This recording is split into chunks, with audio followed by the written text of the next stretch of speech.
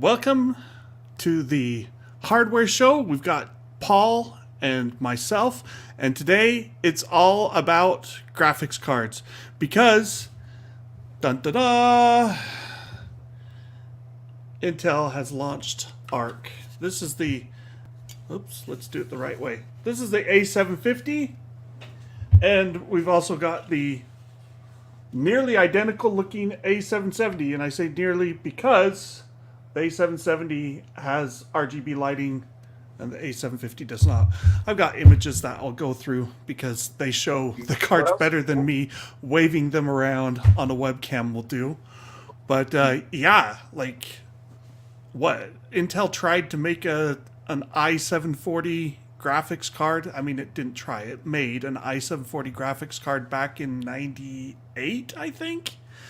It wasn't great.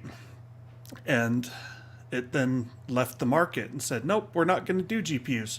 And now, 24 years later, something in my eye. 24 years later, it's coming back, making discrete GPUs again, making GPUs great again. Or, what do you think, Paul? I think Not it's so great.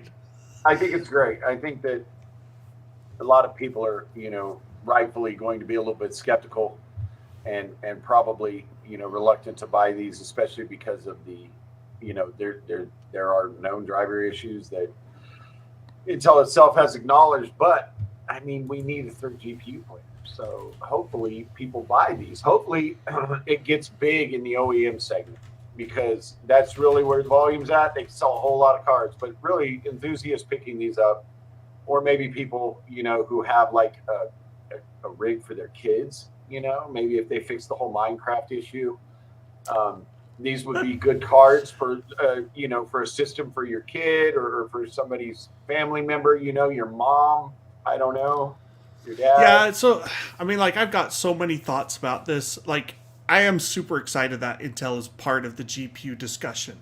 Like, not their integrated graphics, but a legitimate, like, performance is quite good. Like, it's not going to beat the, the 3090 cards. Show the 3090 next to us. See, this is, what about the 4090? I thought we just did an unboxing of that. Didn't we just do an unboxing? That's no one wants to see the 4090. I mean, you gotta eat your Wheaties to lift that one. I know. They're so heavy and awkward. All right, so this is the Arc sitting on top of a 3090. And the 4090 is basically the same size. I mean, let me pull back a little bit. Zoom out. Let's see. Got it oriented in the right. Okay. So that's the 3090 and the 4090. The 4090 is a little bit shorter, but it's also thicker. I turned that the wrong way. My hands don't rotate the. So you can see. So the 3090 is a bit taller and a bit thinner, but they both weigh the same. The 4090 weighs 2186 grams, and the 3090 weighs 2189 grams. So bigger volume, same card. All right. And while we're on the stream, here's another option for you 4090 lovers. We got the MSI 4090 Supreme Liquid X dual slot card, so like the card here is actually not that much larger than Arc. That's pretty impressive. I'm a lot more impressed with that card than when you showed me the picture of it the other day, seeing it relative to that big chunky 4090. Yeah, so this is the again, my poor wrists are gonna break. These things are so heavy. Actually, I'm just trying not to drop the cards. That'd be bad. So like these are both 4090 cards, right? And you can see because they went with the liquid cooling, they're able to move a huge chunk of radiator off to your case. And I really like that because, you know, you're a triple slot graphics card that weighs over 2 kilograms hanging on your PCI Express slot. Yeah, the support bracket helps some, but it's still... I've had a motherboard where I'm pretty sure I wore out the PCI Express slot. It stopped working because I swapped GPUs too much or whatever. Anyway, how good will... We got a question here. How good will the A770 be for indie game dev stuff? Like, if you're a developer, I think it should be okay. You can work around any bugs you might encounter. If you've got an indie game that you've released, that's the bigger question. Like, you know, old DirectX 11 titles. I mean, indie games usually aren't super demanding. So, you know, I would think that the regular, like, 2D stuff should be fine. 3D stuff is where it gets iffy, and it's like, well, if you're using Unity Engine and you're doing some 3D game, or you're using Unreal Engine, that's where I worry about what will happen with Arc drivers. You know, I suspect there will be some incompatibilities with a collection of games, and will Intel sort them out? How long will it take to sort those drivers out? That I don't know. And I hope they stick with it and build up their driver team as they've been doing and get updates out quickly.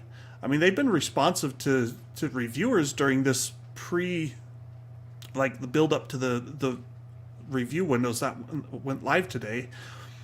But we're reviewers. Like, if you can't please the reviewers, that would be really bad. Anyway, so let's see. If you got questions, I can show you 4090 cards. I've got the two, the MSI and the Nvidia cards. We can talk about those some more later if you want to talk about those. But let's go ahead and get going with some of the cards. So I'm just gonna we'll do the card image. A770, you know, you can see the little white bracket bar. It looks like a closed bracket to me on the right.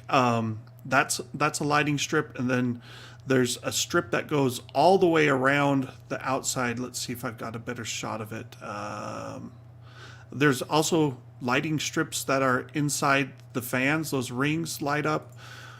There's the ports, and yeah, so this strip that you see here on the back, that whitish line, that goes all the way around the outside of the card, and it's RGB. By default, it's blue with like a little purple line that moves through it, kind of like the Arc logo. But if you plug in a USB controller, and you can see next to the 6-pin power connector in this image, there's a little cover there. Pop that off. There's a 3-pin connector for the USB controls, and then you can use that to edit your RGB settings, I believe. I actually didn't play with the RGB software yet. With 4090 coming, Arc coming, all these things, like I just simply got too busy. So maybe like other cards don't need to have a USB connector to control the RGB, so I'm not entirely sure why Intel has one. Maybe there's just required it. There's the weight. 1.08 kilograms, 1080 grams. The 750, I think I've got that next. Yeah, 750, same deal. No RGB lighting. That's actually a silver chromed out little plastic piece on the right now. Otherwise, like, the cards look identical other than the lack of RGB, and obviously a 5 instead of a 7. Internally, the 750 also has 8 gig of RAM and 28 Xe cores instead of 32 Xe cores. And let's see, one more picture. Pricing like for both of these? Yeah, so pricing. The A750 is priced, and this is the limited edition from Intel, is priced at $289. Goes on sale next week on October 12th. The A770 has two models. Well, not two models. There's two variants. There's a 16 gig variant and an 8 gig variant. The 16 gigabyte, which is what the Intel's limited edition RGB lighting card is. So this one is $349. It has faster GDDR6 memory as well. It's clocked at 17.5 gigabits per second instead of 16 gigabits per second. All right. Then the 8 gigabyte model of the A770 uses 16 gigabits per second memory, which is the same as the 750 card. So you've got $329 for A770 8 gigabyte, $349 for 16 gigabyte, and $289 for the A750. And honestly, like, I personally would want the 16 gigabytes. I just think having that extra memory, like, I had an 8 gigabyte graphics card. Gosh, when did the R9 290X launch? Like 2014? Yeah. Something like that. So, 8 gigabyte cards have been around for a long time. 2013. 2013, yeah. So, getting a 16 gig card as a mainstream option just feels like sort of the right thing to do. And it's one of those things also where I know people are a little peeved about Nvidia's announcement of an RTX 4080 12 gigabyte. And they're not wrong. Like, performance might be fine, but 12 gigabytes for a $900 card, $900 for a 12 gigabyte card, that's probably the right way of saying it, right? That's kind of chintzy. We've got the 3060 12 gigabyte, nominally priced at $339. Right now, the cheapest 3060 is $369 is what I saw just yesterday when I was working on the Arc review. So, that's $20 more than the Arc A770 limited edition. And the Arc gives you more memory, and it's, spoiler alert, it's faster. So I don't know. And there's a lot of other things to consider. We'll talk about power, but let's go ahead, and I think it's time for the performance slides. So hold on a second. I will throw the review. And they're throwing in a game bundle. It's pretty crazy. Oh yeah. It's like $400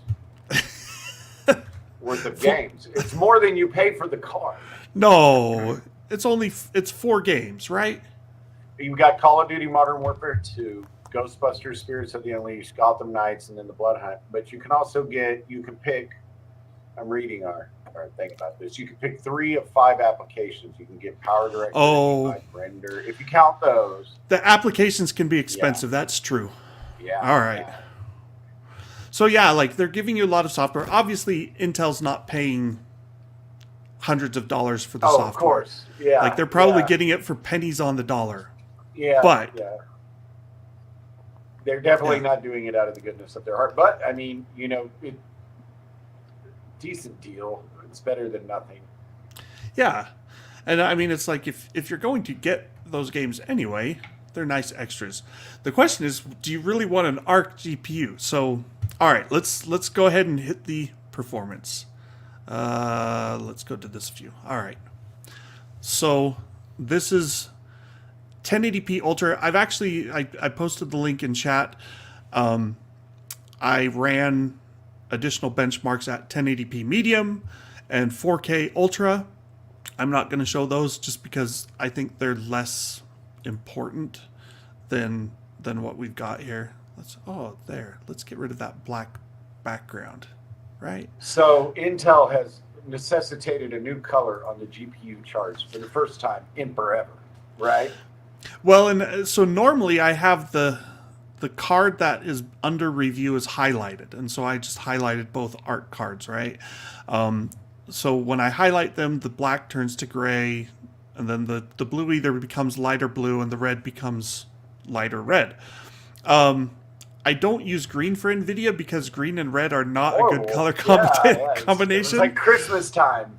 So Nvidia has been blue all the time on my charts, and now I'm like, oh great, now I've got Intel. Like, what am I gonna do when I want to have Intel not highlighted and Nvidia highlighted. I'll have to rethink that. If you got good charting ideas for colors, let me know. Hit me up I in have the no comments. ideas. I have no ideas. I'm just happy to see a third player. Yes. So here you go. 1080p Ultra. The A770 clearly beats the RTX 3060 in our overall metric. So this is, I believe it's the average of 8 games. It's not the geometric mean in this slide because my formulas don't work with the geometric mean in Excel. But like, you know, it's about, I think, what is that, 12-13% faster. Also look at the A750. You know, it's just a hair ahead of the 3060, but it's also priced at $289. The 3060 is supposed to cost $329. In practice, like it's been selling at over $400, even with GPU supply improving, whereas like now the cheapest one is $369. So it's come down, but it's still more expensive than Arc. That doesn't mean Arc is necessarily the winner. Performance is better on Arc, right? But we've got things to discuss. Flipping through the charts quickly. Borderlands 3, badass mode. You know, clear victory for Arc over the 3060. I should go back to this because I didn't talk about this. Look at AMD though. You know, so yeah, Intel beats the 3060, but in our non-ray tracing games, we've got AMD's 6600 XT, 6650 XT. The 6650 replaced the 6600. Like the 6600 is no longer being sold as what, or manufactured at least.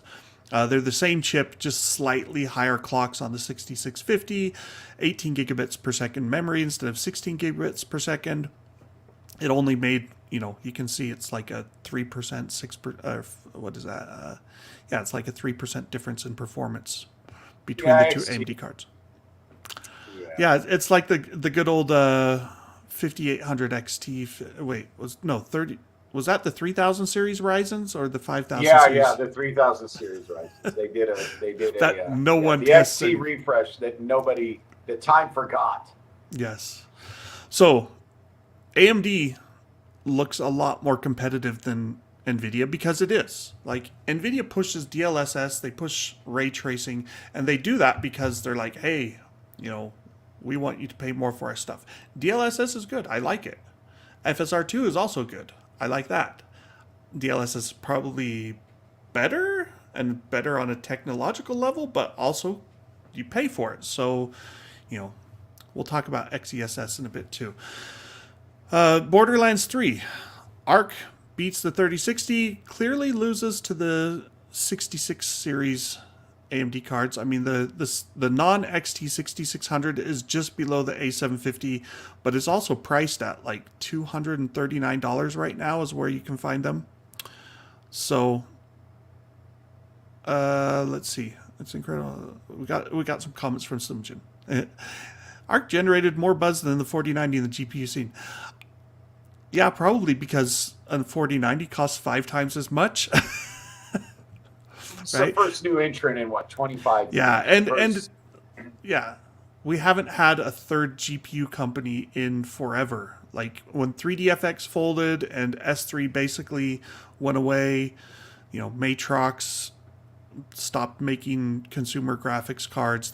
For a long time Matrox was working on digital signage stuff. I still occasionally get the random Matrox email like, hey, look what we've done. I'm trying to think what other Cirrus Logic, like Cirrus Logic was never high performance though. I had one of those cards. It sucked. All right. With the will the Intel cards be tested on machines with less than the minimum requirements? I did not do it for this test. I tested A380 on a Core i9 9900K. Intel is very clear that it says you need a machine that supports Resizable BAR, also called Smart Access Memory by AMD. And someone asked one of the Intel guys and said, hey, if my PC doesn't have Rebar support or SAM, you know, is Arc going to be something I should consider? And the guy says, no, you should just go buy a 3060. like literally said, if you don't have Rebar, buy a 3060 or buy a 6600 XT, 6650 XT. You know, there are other options. So pretty much if you have a Ryzen 2000 series, you'll want a new platform before buying Arc. Paul, refresh me on this. What about Ryzen 3000 series? Does that support Rebar? Is it only 5000 series? I believe, excuse me, I would have to double check, but I do believe that Ryzen 3000 supports Rebar.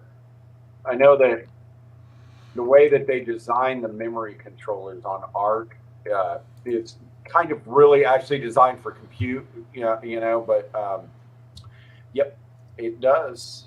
It does support, right? Yeah. So they need these big chunks of memory to be fired. So you got to use resizable BAR. Without it, I mean, it's like a physical limitation. It's not a driver issue. It's just actually the way that the memory controllers work and ingest data. So this is like a hard stop.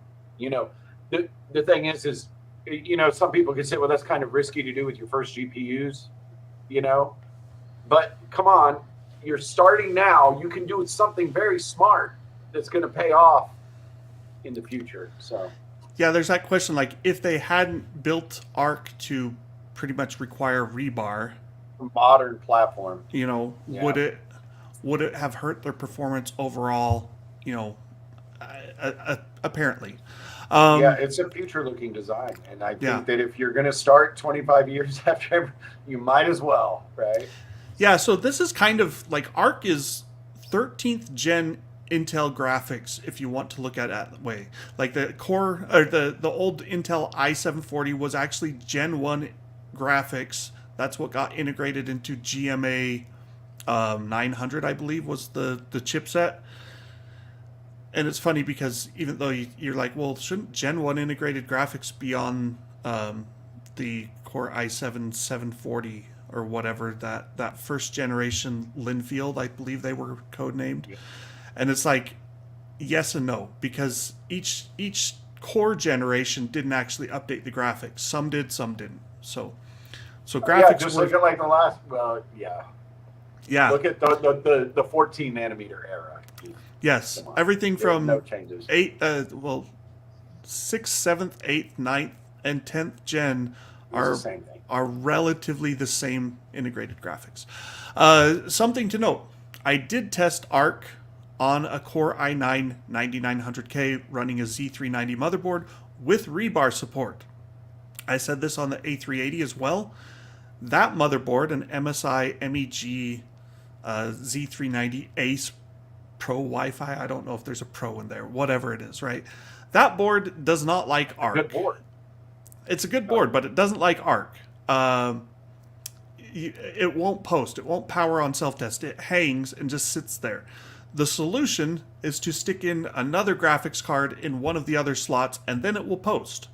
And then everything behaves like totally normally. I mean, you can go into the BIOS and change things even with an Arc chip. So it's really weird, but there's like some little incompatibility with their BIOS and the Arc BIOS. I've heard other people with Z390 boards say theirs works with Arc. So be aware that if you're on a 300 series, in theory it supports Rebar and supports Arc. In practice, it may not. I mean, you know, when they do it, so the BIOS will make a determination at boot whether or not it's going to use integrated graphics to output or PEG1, like the PCIe slot.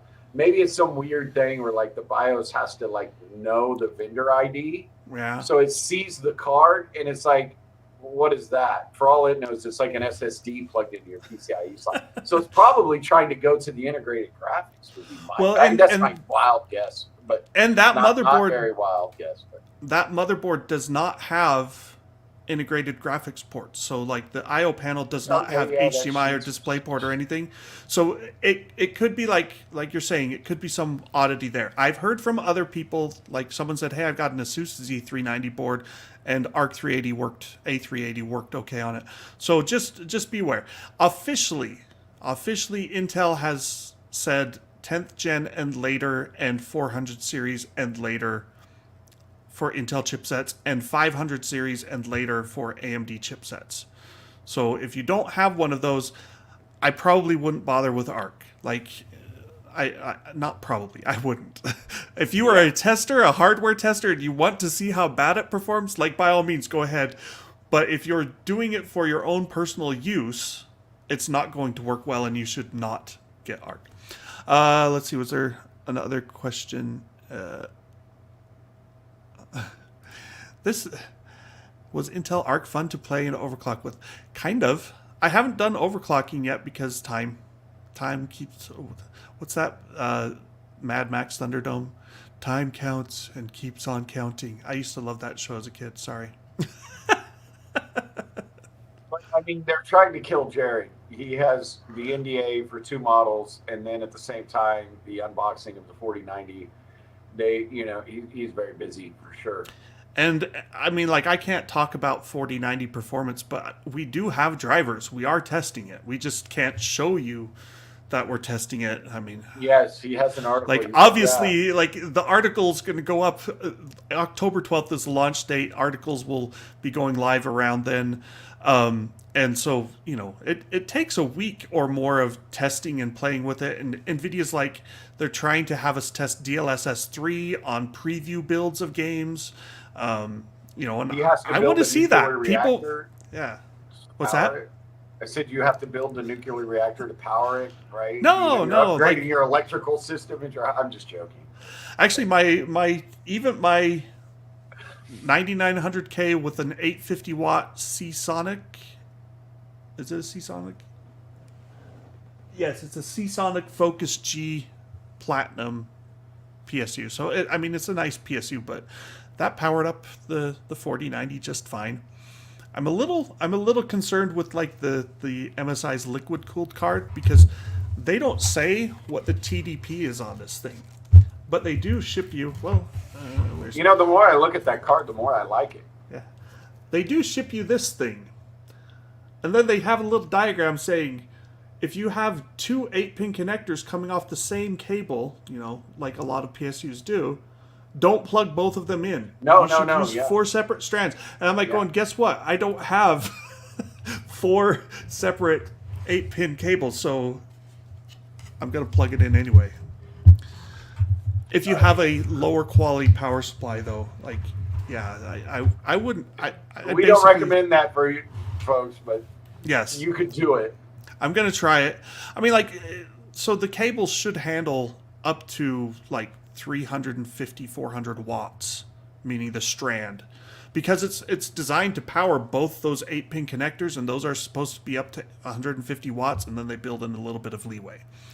But all power supplies, just like all motherboards and all SSDs and all graphics cards, they're not created equal. So even if your power supply says, hey, I'm an 850 watt power supply, if it's a cheaper bronze power supply or not even bronze certified, like I wouldn't even touch 4090 without a gold or higher power supply.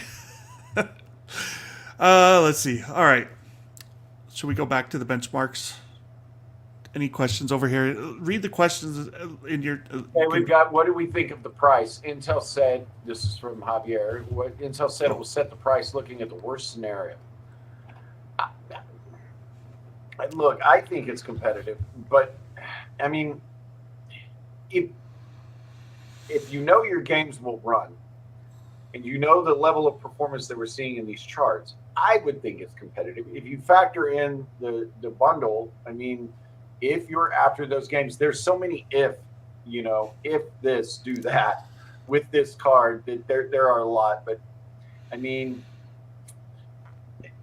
I would feel completely comfortable buying this for a rig for someone, like a family member or something. I wouldn't do it as my own rig, but I'm shooting way higher up for performance. But I don't know. Well, and what do you think, Jared? Tell me what you think. I'm waffling. I can't give straight advice here. So I scored both cards a 7 out of 10 or a 3.5 star.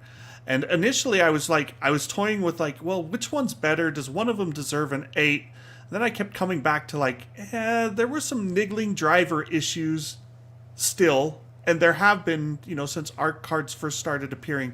Like if you got an ARC card from China 4 months ago or 3 months ago, whenever those first drivers came out, it was apparently a nightmare. Steve at Gamers Nexus like ripped on it, and maybe he's doing that for YouTube views partly, but it wasn't good. I can guarantee that, because I've played with XE integrated graphics and they're not good. You know, like I've had so many games where I was like, "Hey, does this run on integrated graphics?" that I've tested, and the answer was nope. And it wasn't just like it was too slow. It was like, hey, Deathloop had rendering errors, severe rendering errors that made the game unplayable for months on Intel's Xe, Iris Xe, and their Gen 11 Ice Lake graphics. And Ice Lake was too slow to play the game even at 720p with resolution scaling and whatever enabled. But assuming drivers get better, like on paper, this looks like a very competitive product. Intel is also like they're taking it in the shorts. I mean, this is a 406 millimeter square chip with 16 gigabytes of memory. It's the same memory that Nvidia is using. Like okay, it's GDDR6. It's not 6X, so it's not quite the same as Nvidia's high-end cards, but it's the same stuff AMD is using. And so the memory adds to the price. The GPU itself has to cost a fair amount, and it's a 225 watt chip, so that's not like super low on power draw. You know, the 3060 that it's going up against is a 170 watt chip or card, because the chip uses less than that. So, you know, it uses more power. It's a bigger chip. You have to have a better cooler. These things all add to the cost. Intel's probably not losing money on each card sold, but they're also not making a lot of money. And like, how many billions of dollars has Intel spent on its graphic division over the past, when did they hire Raja? Like 4 years ago? You know, this has been a long 5 years. It's been a long time in coming. Yeah, because he left right after Vega 64. Right. Yes, he took the little vacation or whatever, or the little hiatus. That was disappeared in India, and then he's like, "Oh, by the way, I'm back for Intel." Anyway, so I remember that. So when you look at AMD's competing cards, they're right there in the same ballpark as far as like performance goes. Sometimes slower in ray tracing, especially. You know, we'll get to that in a moment. But they're also faster in DirectX 11 games and our standard benchmark suite. So yeah, it's the price isn't bad, but it's pretty much as low as Intel could go, while not, what do you want to call it, like while not killing its profits entirely. So just one thing on driver maturity is just getting units out in the field and forcing these devs to deal with complaints from users is a massive step. And this is going to accelerate. Like Jared is talking about, okay, there's been this big period of improvement here. Like it was almost unusable. And now if we look at today, it's good. That rate of improvement, now that there are going to be products, hopefully, a lot of people buy them in the market, is going to speed that up even further. When you look, it makes me think of Ryzen Gen 1 with AMD.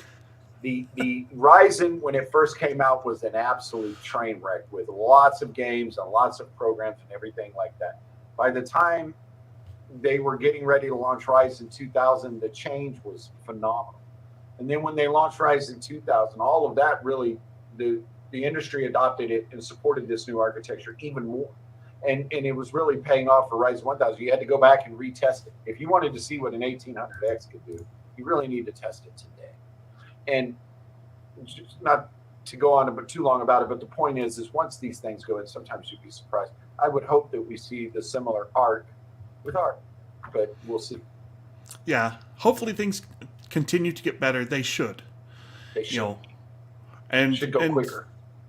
Once you get like drivers, it's like you have to get to this kind of asymptote where it's like you reach this level where, hey, we fixed most of the bugs and now it's really slowly, like the bugs are trickling in instead of this deluge. So I think even though the A380 launch in China was a train wreck, it was good in that it's prepped things for, like, the driver team probably got yelled at, and they realized, oh my gosh, we've really got a lot of things that we need to fix. They started getting direct feedback, and so they found errors that maybe they were missing before.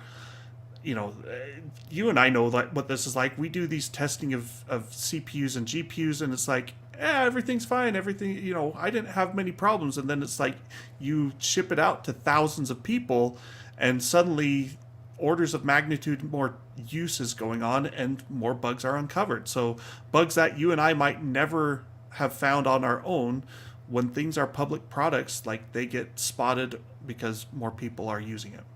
At Alder, like at launch, there was something like 50 games or something, or even more that wouldn't work with the hybrid architecture. Bam, a month or two later, it's all fixed.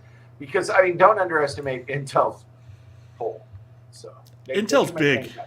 Yeah. Okay. Let's see. This is a good one too. Do I feel like there's considerable performance left on the table? Yes. Like, so let's bring up the slides, because this is useful.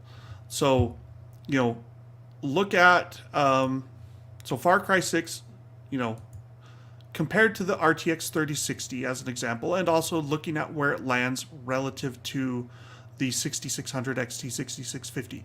You know, it's between those two in Borderlands 3. It's, you know, the A750 is closer to the 3060. It's tied with it in Far Cry 6. That to me says further tuning could improve performance. Flight Simulator. Flight Simulator is kind of CPU bottlenecking, but at the same time, you know, look at the 3060 here at 1080p Ultra.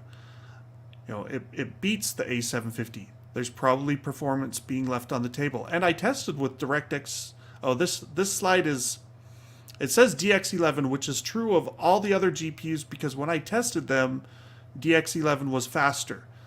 Intel has focused so much on DX12 performance that it said, hey, I showed them my numbers, and they said, hey, your Flight Simulator numbers look low. Are you using DX12? And I said, oh, well, no, because DX12 is beta, and it's always worked worse on Nvidia and AMD's GPUs. And they said, give it a shot. And I did, and performance improved by 15%. Over DX11. So the ARC numbers on this are DX12. That's important to know. Forza Horizon, you know, 750 is below the 3060, while the 770 does better. This is one where, because I'm using the Extreme preset, 8 gigabytes of memory can be limiting. This is the worst one, I think, of my standard test suite. Horizon Zero Dawn. It's a DX12 game, but ARC performance is weak. You know, it's hitting CPU bottlenecks or other limitations. Intel has talked about this. It said, hey, we built our drivers off of our integrated graphics solutions, and that was probably the wrong call, because integrated graphics are like going, you know, our render times take forever. What can we push back to the CPU to help with render times, help make them faster? And that works okay with integrated graphics in some situations. But then all of a sudden you get a GPU that's like 10 times faster. And if you're pushing extra work back to the CPU, it means you're going to hit a CPU bottleneck. And so, you know, I think that's kind of what's happening in some games like Horizon Zero Dawn. My eyes keep going to this 750 versus 3050. You know, just looking at that. That's quite the 3050 was never a good card. And I mean, what a piece of... I have no idea, like, even at 249, like 249, it's kind of okay, but the 6600 sells for 249 as well right now. Yeah, and the 3050 doesn't sell for 249. It sells for like 300, 310. Like, it's stupid. I don't know who's buying the 3050. Yeah, the 3050 looks horrible. Let's see, Horizon Zero Dawn, Red Dead Redemption 2. So I don't know if it's because of Vulkan, or it's just like this is optimized better, but this is the best showing for ARC.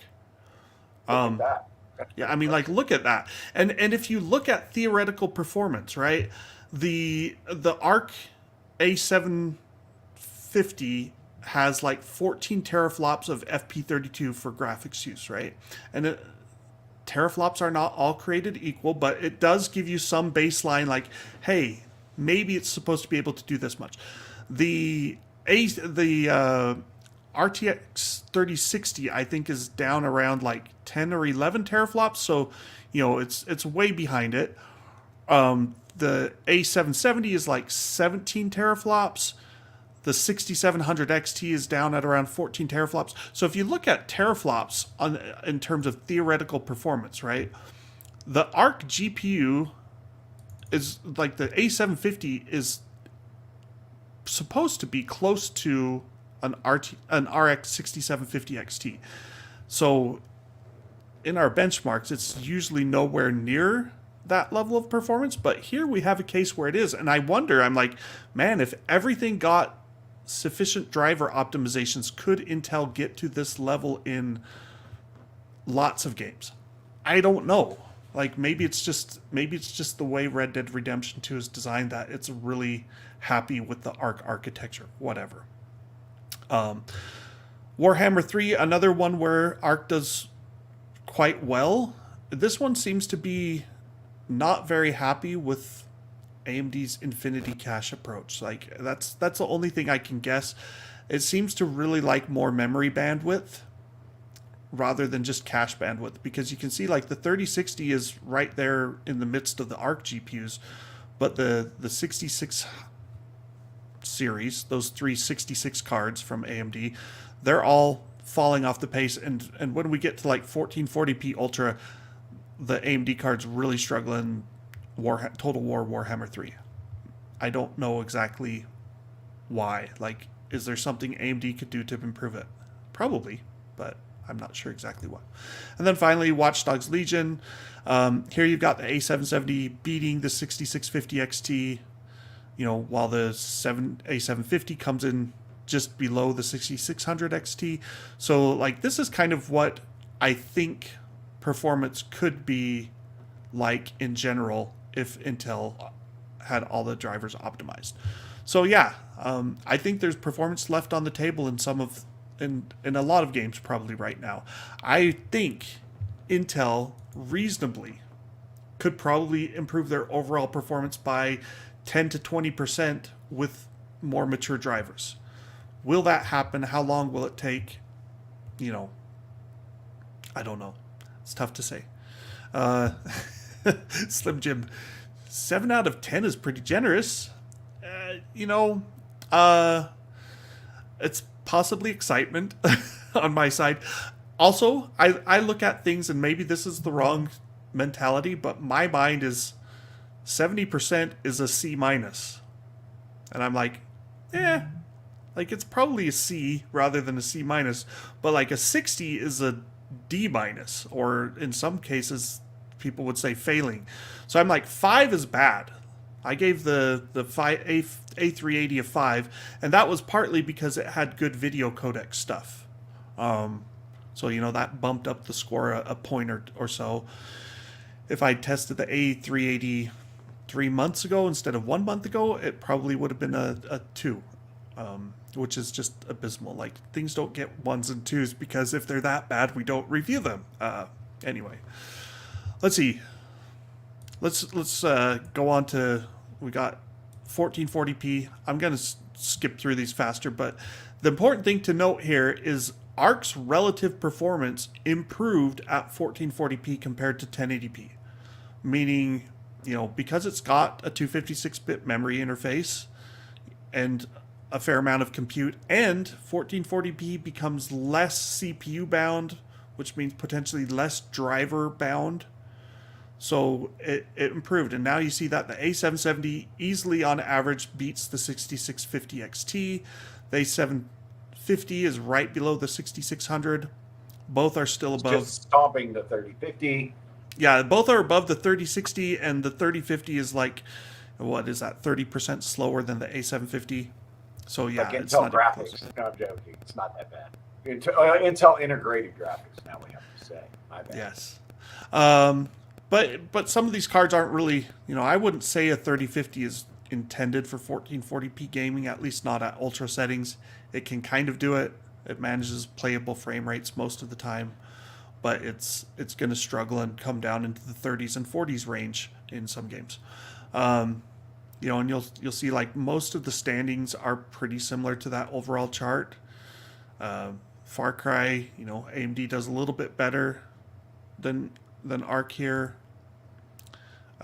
Flight Simulator, now you see that Arc has moved ahead of the 66 cards, the Navi 23 cards.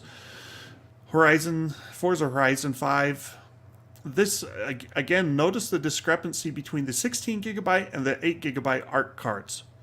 That's a way bigger difference than performance on paper.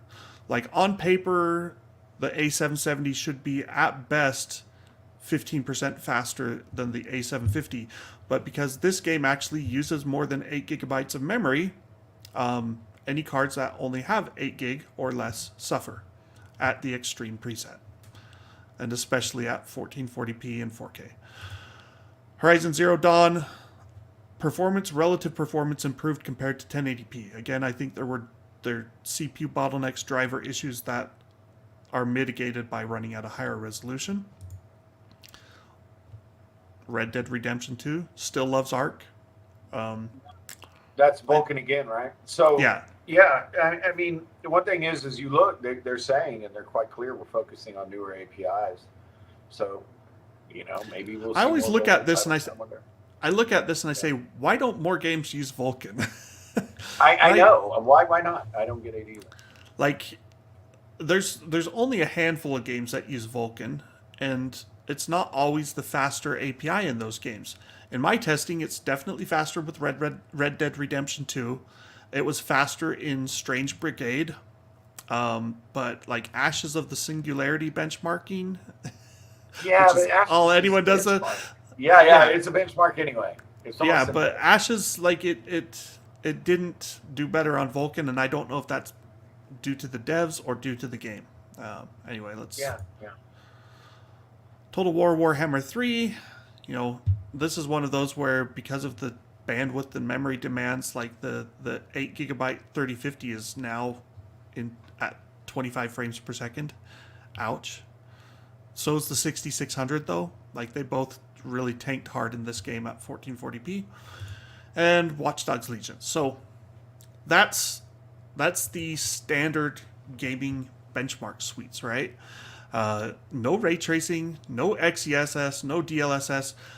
DLSS does potentially benefit Intel's GPUs. So, even though the 3060 costs more and falls below the A770 in performance across our test suite, like, don't forget that, like, even if you hate Nvidia, you do have to say there are like 200 games with DLSS 2. Yep. And XCSS is going to take a long time to get there. There's like 5 games with XCSS that are available right now. Well, actually, I think I've do I have that slide next? No. Let's go on to ray tracing though. So, preface here. Nvidia created ray tracing for consumer GPUs back in 2018 with its Turing architecture. And it's pushed it and it's been banging that ray tracing drum, and some people are like, oh, it doesn't really matter that much and blah blah blah. I mean, waste of die area. Yeah, it's waste of die area. And I calculated it, and it's like I think the ray tracing on Turing probably added like 15% to the SM size, the streaming multiprocessor, which that's important because the SM is only like 50% of the die area. Everything else like memory controllers, cache, and video codecs and all this other stuff. So there's a big chunk of the die that isn't even the GPU cores. And so it's like having ray tracing in Turing probably increased the overall die size by maybe 10%. And in workloads that use it provides real benefits. Do we need those workloads? That you can argue about. But, then you've got like, dun. Nvidia's going whole hog on ray tracing with the 4090. Well, with Ada, like the ray tracing, ray triangle intersection rate per RT core, it basically doubled going from Turing to Ampere. That's the 30 series now, so 20 series to 30 series. And then they're saying it's doubled again, more or less, with the 40 series. So it's like, wow. Like, and they had a slide where Nvidia showed, hey, like Battlefield 5 averaged 39 ray tracing or rays per pixel when we were rendering it. Cyberpunk 2770 with the new RT overdrive that's coming is doing over an order of magnitude more rays per pixel, like 635. And they're saying that makes us able to do a lot more cool effects. Game developers can actually go, hey, it's not killing performance if you have a 4090. But ray tracing has been Nvidia's realm. It's dominated AMD. AMD added ray tracing with RDNA 2, but it's always been weak sauce. So this was the question, is like, how does Intel Arc do in ray tracing? And when you look at their RTUs, their ray tracing unit count, compared to Nvidia's RT core count, compared to AMD's ray accelerator count, Arc A770 maxes out at 32 ray tracing units. And so I was like, well, that's going to be pretty far down the ladder. And I originally thought, I'm like, and it's their first GPU, like they're probably going to suck at it. that was my impression. I would wager that they probably designed it more in line with like ray tracing. They've said that. And Intel or Nvidia and AMD, they have to kind of add it to their existing architecture. Not kind of, they really do. Well, I mean, Intel has got a clean sheet. Yeah, that's the thing. So Tom Peterson, who now works at Intel and used to work at Nvidia, he said, when we were talking about this, he basically said, we determined we needed to do it all. We couldn't be like, oh, well, ray tracing's not that important, which is what AMD has been saying. He's like, nope, we're going to do ray tracing. We're going to do it fast. We're going to have tensor cores. They call them, XE matrix cores, but we're going to have tensor cores. We're going to do machine learning DLSS alternative called XCSS, right? He's like, we're going to do it all. We're not going to leave stuff on the table. And that's why they have a big die size. But check this out. I mean, how many times have we seen like ray tracing from Nvidia where it just stomps on the competition? Here's the 3060, a card that's supposed to compete with the 6600 XT on prices, and it's like 15 to 20% faster. It's catching up to the 6700 XT. Then along comes Arc, and it's going, yeah, check this out. We're going to do 60 to 70 frames per second. We're blowing them away. And this is important. Minecraft ray tracing I couldn't test because it's not whitelisting Arc.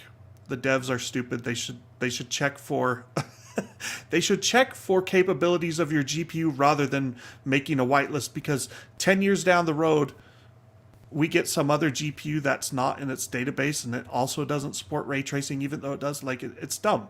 Like, query the capabilities. But anyway, bright memory infinite. So look at this. A750 is above the 6750 in overall performance. Here, it's at the bottom of the chart because this was one of the games where there's some driver concerns. As far as I can tell, it looks like a memory leak from the drivers caused by the Bright Memory Infinite benchmark.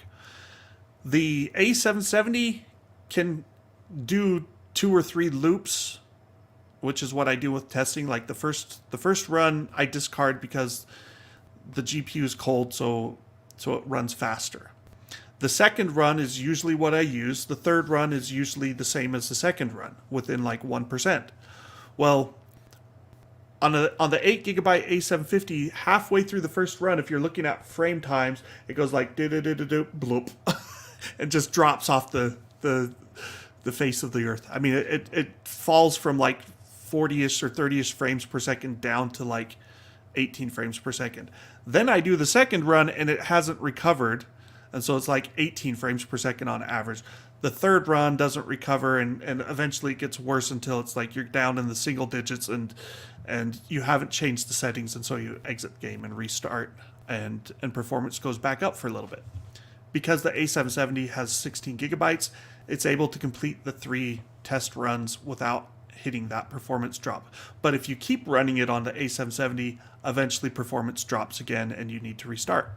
So even with this bad result for the A750, it's still placed high up there. And that's because in other games, look at Control, like it's cruising along.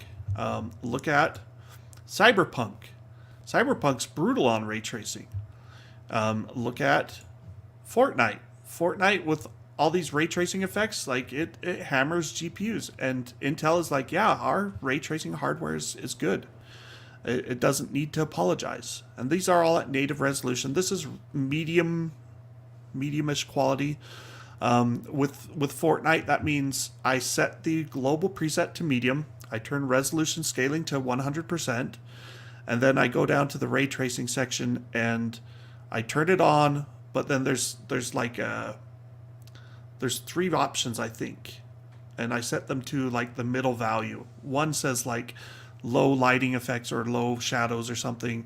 Another is reflections and whatever the options are. I'd have to go and look, but it's not maxed out. But anyway, and then we get Metro Exodus Enhanced.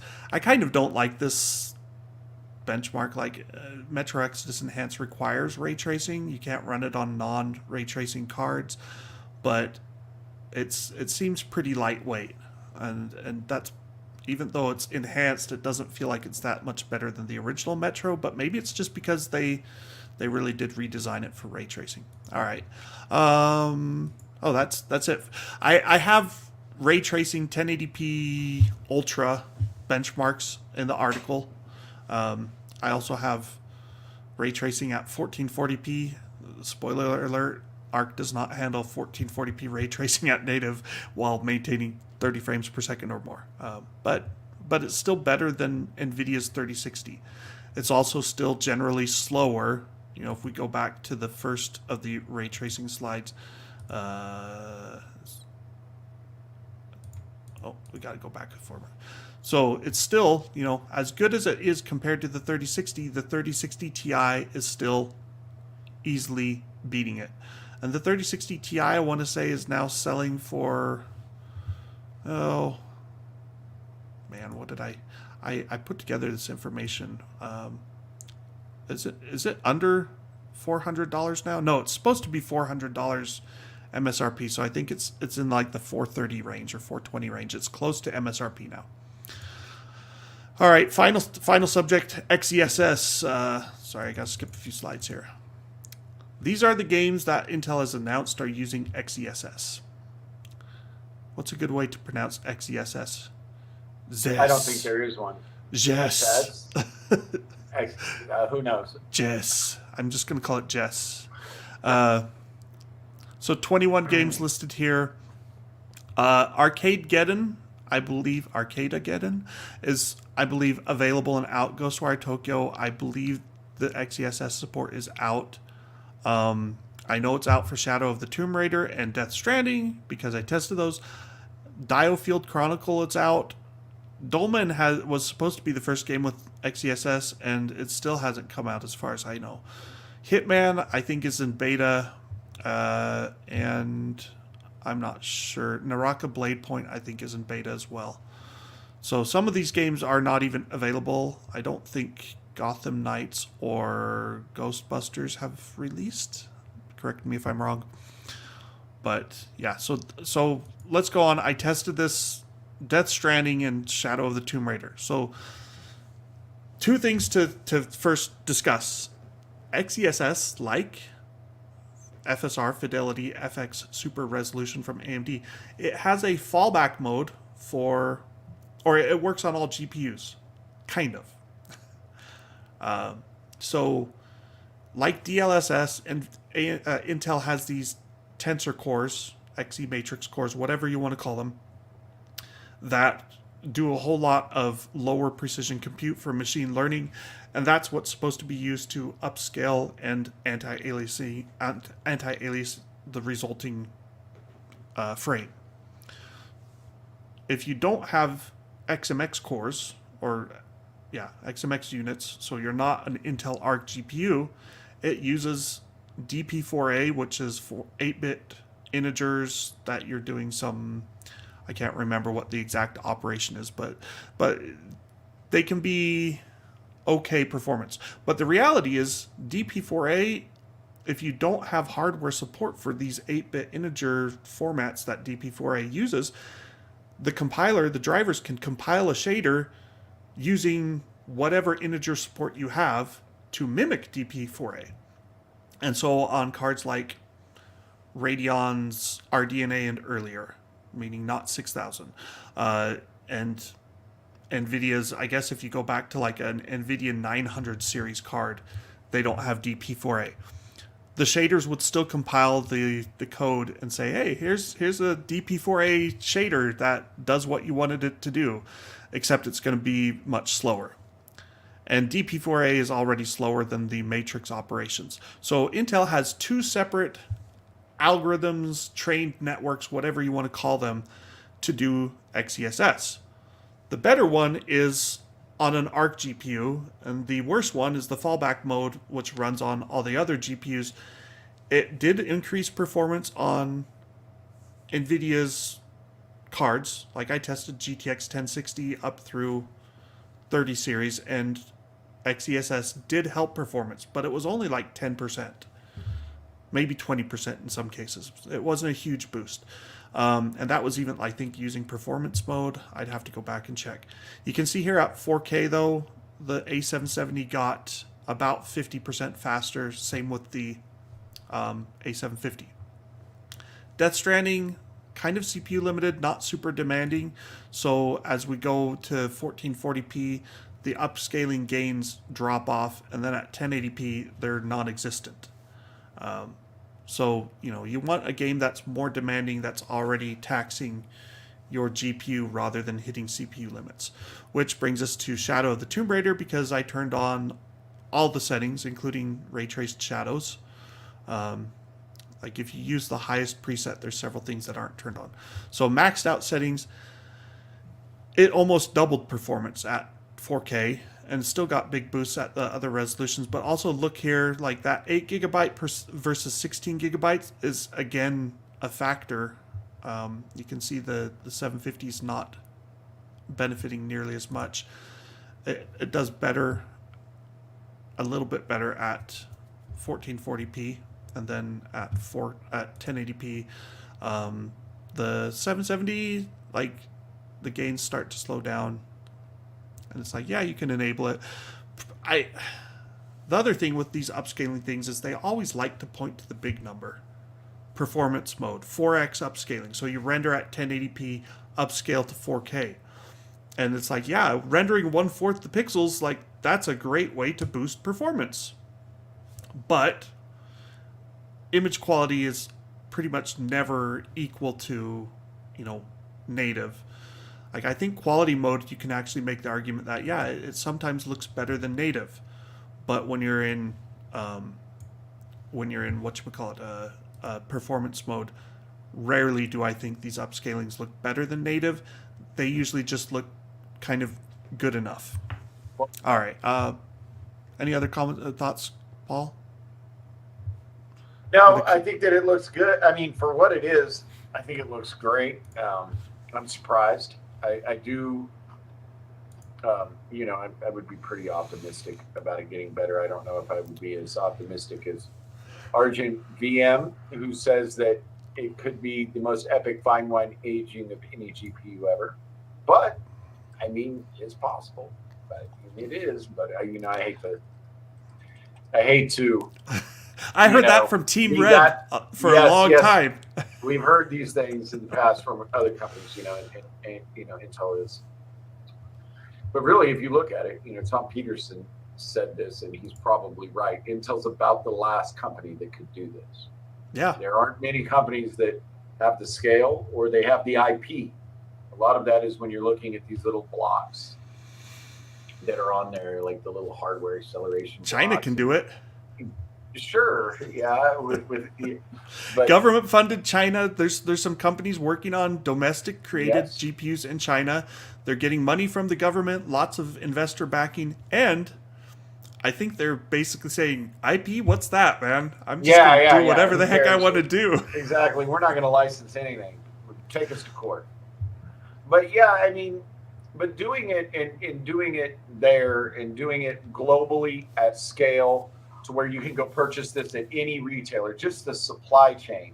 When you consider the heft of that, just the supply chain and the RMA, having regional centers for these types of things, and just the supply chain is, you don't want to underestimate the importance of that. And Intel's well positioned to do these things.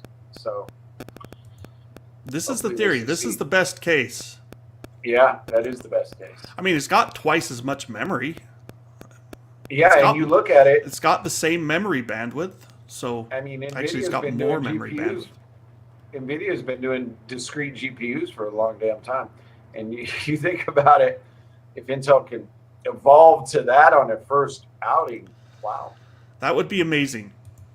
That would be the best case.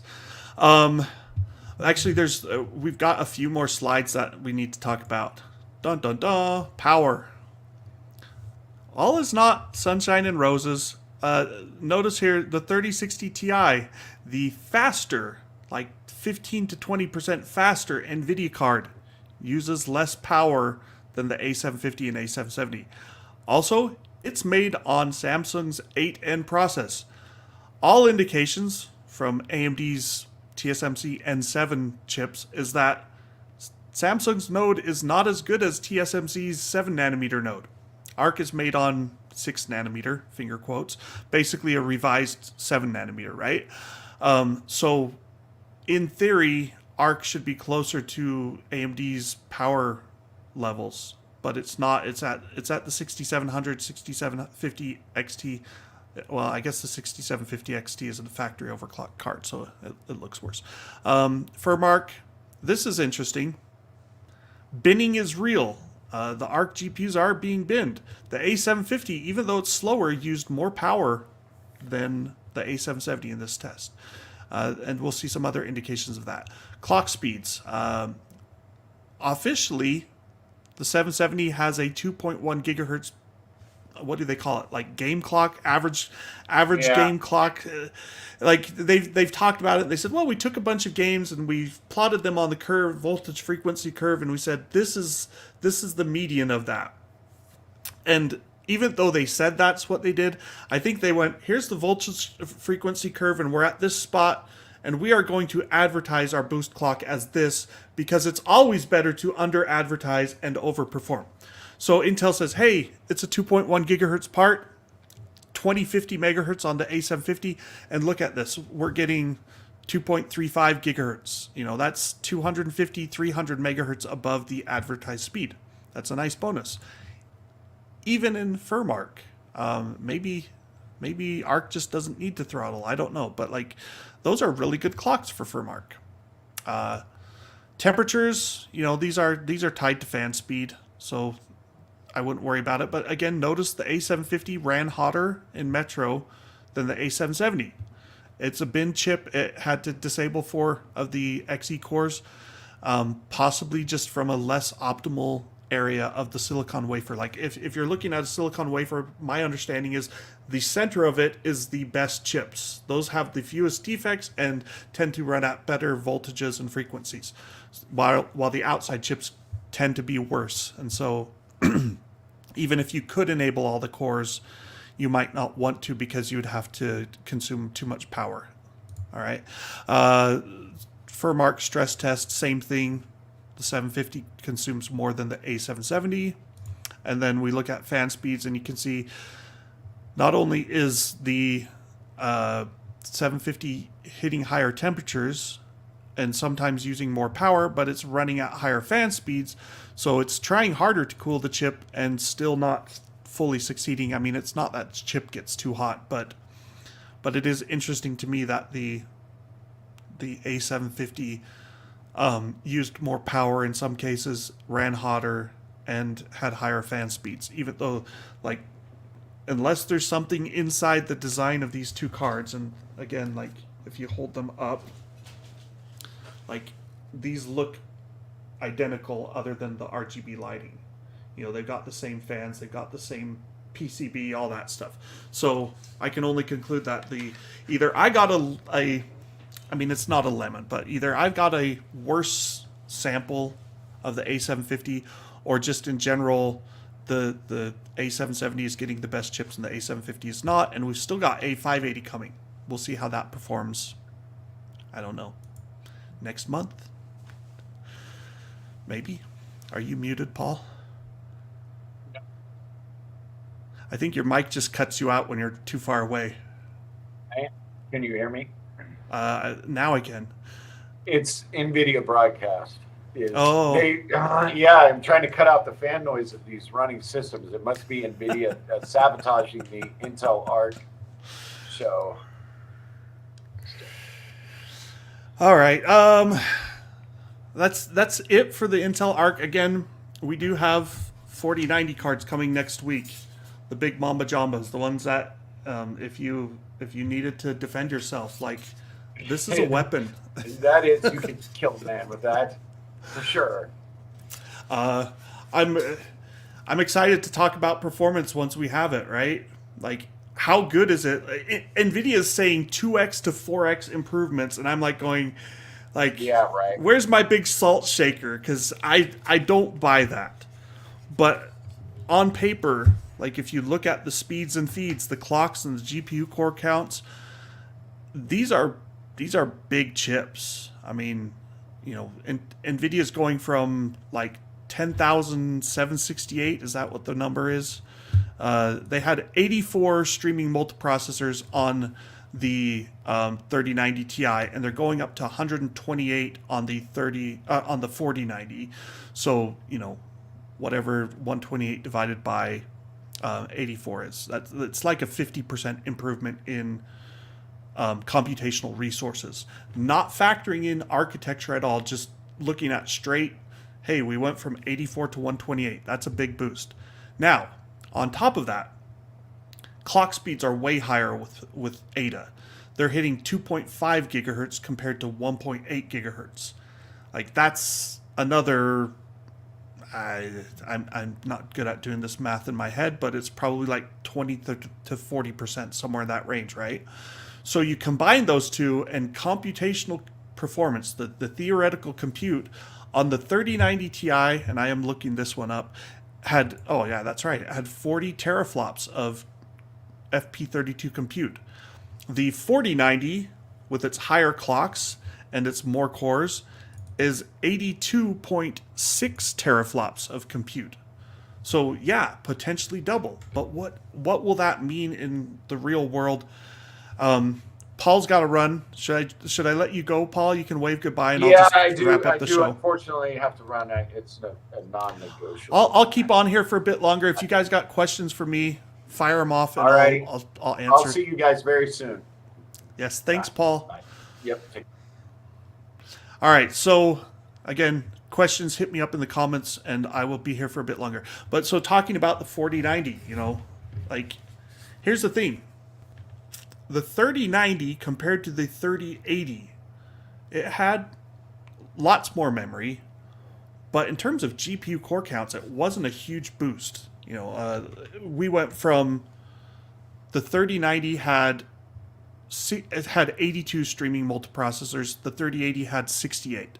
So it's like, yeah, that was an improvement. But then the clocks on the 3090 had to be lowered because it had so many GPU cores running that it consumed too much power, and they didn't want to do a 450 watt chip back then. The 3090 Ti did boost the clocks even higher and gave you a few extra cores, but you know, we saw like a 30% delta between the 3090 Ti and a 3080. 10 gigabyte is kind of where we landed, and most of that was like, if you're gaming at 4K, that's where the 3090 shined. So looking at the 4090, I'm like, theoretical compute has doubled compared to a 3090 Ti. I'm sure that that's going to be mostly for higher resolution gaming. If you're a 1080p gamer, you probably don't need a 4090, right? But we'll see the benchmarks, and you know, you can get around that if you're doing complex ray tracing stuff like a cyberpunk game with maxed out RT overdrive. You're probably going to become GPU bottlenecked even at 1080p, and then you might get those big performance gains on gen, right? But you know, we'll see. Then you've got this DLSS 3 stuff. DLSS 3 sounds really smart and creative and innovative. except like you're not doubling your input to the PC. So the CPU calculates one frame, passes it to the GPU, and the GPU creates 2 frames. If you're running at more than 30, 40 frames per second, I think the input will still probably feel okay, but your best, like, maybe not even your best, but I think people might notice an increase in input latency. I'll have to see. DLSS 3 does require Nvidia Reflex to get around the latency increase, right? So there's all these factors going in. I haven't even tried a DLSS 3 game yet because I was busy with Arc is the real answer. Like Nvidia has provided early access to some builds that we can try out with DLSS 3. I mean, it's exciting to think about. Here, let me. I gotta. This is our slides again, but let me see if I can. Oh, come on, I want to go back to roundabout. Let's see here. No, I missed it. Here, ha. So this is Flight Simulator. You know, the fastest GPUs are hitting 79 frames per second, right? What happens if we drop from the, what do you call that? I'm stumbling for words there. If you drop from 1440p to 1080p, boom. Now you see everything is maxing out. And if I had a 3090 and a 3080 and the 6900 and 6950 XT, like all those other cards, they would all plateau at ultra settings in Flight Simulator at roughly 85 to 90 frames per second. That's where the CPU bottleneck lies on my 12900K test system. So DLSS 3 takes that and says, okay, you generate one frame at 90 frames per second. I'll do some cool math and optical flow accelerator stuff and generate a second frame. And I will, like, that takes some time, so it doesn't double your frame rate, but it does potentially boost it by 60, 70%.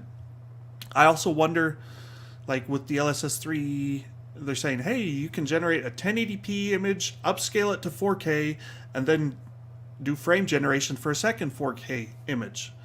And I'm like, well, yeah, that's the best case scenario. But again, I don't love 1080p to 4K upscaling. Like it's not terrible, but I do notice a visual loss at times with DLSS performance mode. So I'm like, yeah, you know, if I don't need the DLSS upscaling because I can already hit, you know, I mean, or I could do DLSS quality mode, right? Because if you look at like the 3070 Ti, right? That's 80 frames per second almost. Like that's still fast enough. Do DLSS quality mode for 4K instead of doing 1080p upscaling and then double that. That's what I want to see is like, can I double with DLSS quality and still get this big boost? Because if so, that would be potentially the best of both worlds. And what does the generated frame look like if I capture screenshots or a video or whatever? Will I be able to tell the difference between generated versus rendered frames? I don't know. All right, let's see. Imagine if your son expected a 4090 for Christmas and you got him an A770. If your kids are thinking they deserve a $1,600 GPU for Christmas, I'm available for adoption. I'm just saying. I'm older, I admit that, but if you need a 50, well, I'm not 50. If you need a 48-year-old kid, I'm up for adoption, and I would love to be able to ask you for Christmas presents because, you know, maybe I don't need a 4090. I test those for a living, but I could certainly use like a trip to Spain or something. And the interesting thing about the 4090 story too is like pricing and specs and performance. Like the 4090 actually looks like it will be the best of Nvidia's 40 series cards in terms of bang for the buck, because when you look at like the 4080 16 gigabytes, I'm like, well, you lose 30, is it 25%? Yeah. yeah, you lose 25% of your memory, 25% of your memory bandwidth, and then you lose like, I think it's like 30% of your cores. You know, so you're dropping a lot, and the price is only going down like 20%. So I'm like, well, that suggests the 4090 is actually a better deal than a 4080 16 gigabyte. And then the 4080 12 gigabyte is, you know, it's 25% costs 25% less than the 16 gigabyte model. But again, you're losing cores, you're losing clocks, you're losing memory, and I'm not sure how those are actually going to look. We'll see. We'll know about the 4080 performance in November. I get why people are angry about the pricing though, because, you know, if you look at Arc, this is a 400 millimeter square chip made on TSMC N6 with 16 gigabytes of RAM, and Intel is saying we can still sell it for $350, and maybe we don't make a ton of money off of it, but we make enough. All right. The 4080 12 gigabyte. Yeah, it's using the N5 node, or sorry, it's using 4N node. It's a generation ahead on fabrication process. That would make it cost more.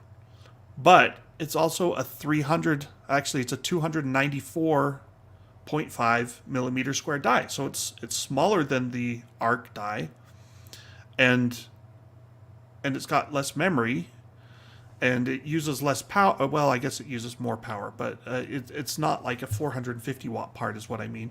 So all of those things should really reduce the price a lot. And I feel like the only reason it's $900 and the only reason it's called a 4080 12 gigabyte instead of a 4070 is because Nvidia is like going, hey, we've still got a bunch of 3090 Ti, 3090, 3080 Ti, 3080 12 gigabyte, 3080, like all those top 30 series SKUs, we've still got inventory, and we want to sell those at $700 to $900, not $400 to $600. Because if Intel can make an Arc GPU with a 400 millimeter squared N6 GPU, guess what? The 3070, 3070 Ti, 3060 Ti, those are all a slightly smaller chip made with Samsung's 8N process. 8N was cheaper than N6. It has to be. They have less memory than Arc. So like Nvidia could totally be selling those for $300, even $250 at this stage, and probably breaking even. But they don't want to break even. They want to make money. Let's see. Questions. I'm not sure what this was in response to, but there's a starting point where Intel has an exceptionally bad starting point, and that's why the aging charts will be epic. Yeah. I mean, like, if Arc A770 had started with the drivers from 3 months ago, then the gains would be even more epic. I tested Spider-Man Remastered on the A380, like, before the launch, actually. I got early access to it, and performance was abysmal. Like, it had a driver bug, and it was running at like 12 frames per second. And Intel fixed it, and they sent out a driver update, and the performance went up to like 60 frames per second or something. Like, it was a huge increase. I was like, yeah, like, what kind of driver bug gets you that bad of performance? I don't know. Anyway. Yeah, someone actually says this. Yep. He's got the numbers for me. 8% to 23, or 8 to 23. I thought it went more than that. I'd have to go back and look at it. You know, I hope Intel sticks to its guns. I mean, they took the loss and moved on to the CPU division with Larrabee, I think he's meaning. Maybe. And they came back stronger than ever. Or maybe he means with the i740, whatever. It's been a long time since they've made a dedicated GPU. You know, will this be their time to shine? They're big enough. I mean, like, you look at the things Intel does. Do the Nooks really make money? Like, they've got all these Ghost Canyon, and I don't even remember all the names of the various generations of Nooks, right? But some of them, you look at them and you're like, I should turn off the slide, huh? Sorry. You look at these these things that Intel makes, and you're like, they got to be losing money on this, right? Or at least the division has to be losing money, but they have data center and enterprise and consumer stuff that makes so much money that they can support fledgling businesses that aren't making as much money. That used to be the case, at least. Pat Gelsinger has axed some of those divisions, not necessarily like anything that we've talked about today, but there are things that they've closed down or sold off. Could graphics fall into that? I don't think it will, just because Intel needs a high density compute solution that's not a CPU. CPUs are really good for general processing, and they can be made to do things with machine learning as well.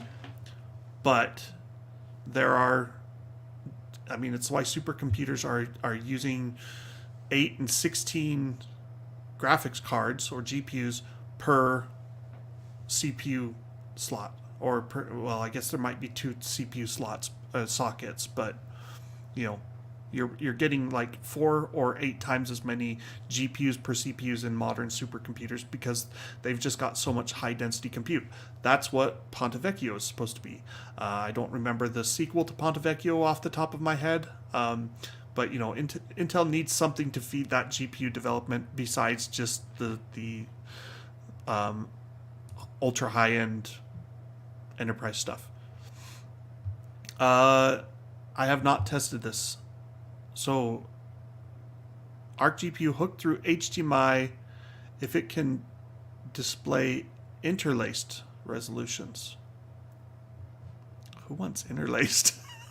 Do you have a display that requires interlaced? I throw that back in the comment. I've never tested this. I hated interlaced. I mean, I grew up with TVs that were all interlaced, and when we stopped doing interlacing and my computer displays stopped being interlaced, I was so happy. But there are nostalgia reasons for some people liking interlaced. I'm not sure. Slim Jim, better than expected. Lots of support for Intel Arc, which is nice to see amid the constant negativity.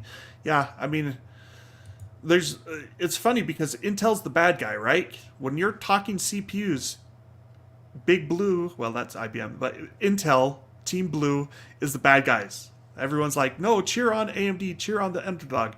And then, like, you flip over to GPUs, and Nvidia's the big bad guy, and they're really bad. Like, people love to hate on Nvidia, and so everyone cheers on AMD. Not everyone, but a lot of people cheer on AMD, and they're like, yeah, stick it to Nvidia, you know, show them that these $1,600 4090s are not acceptable.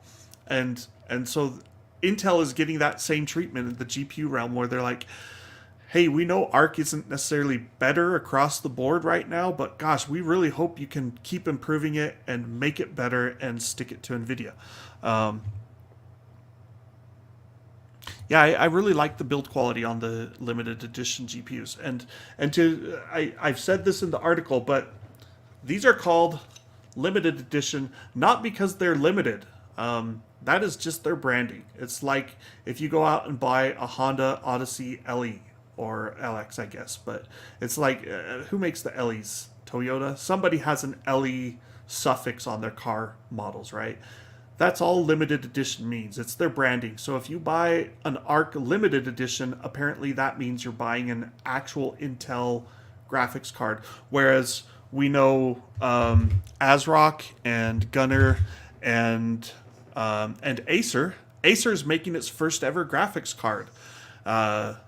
I don't know if like Lenovo is kind of like Acer, you know, they're these big OEMs, and Lenovo has their own brand GPUs that they stick into some of their Legion gaming desktops. I don't know if Acer just never did that, but there's an Acer Predator Arc A770 coming.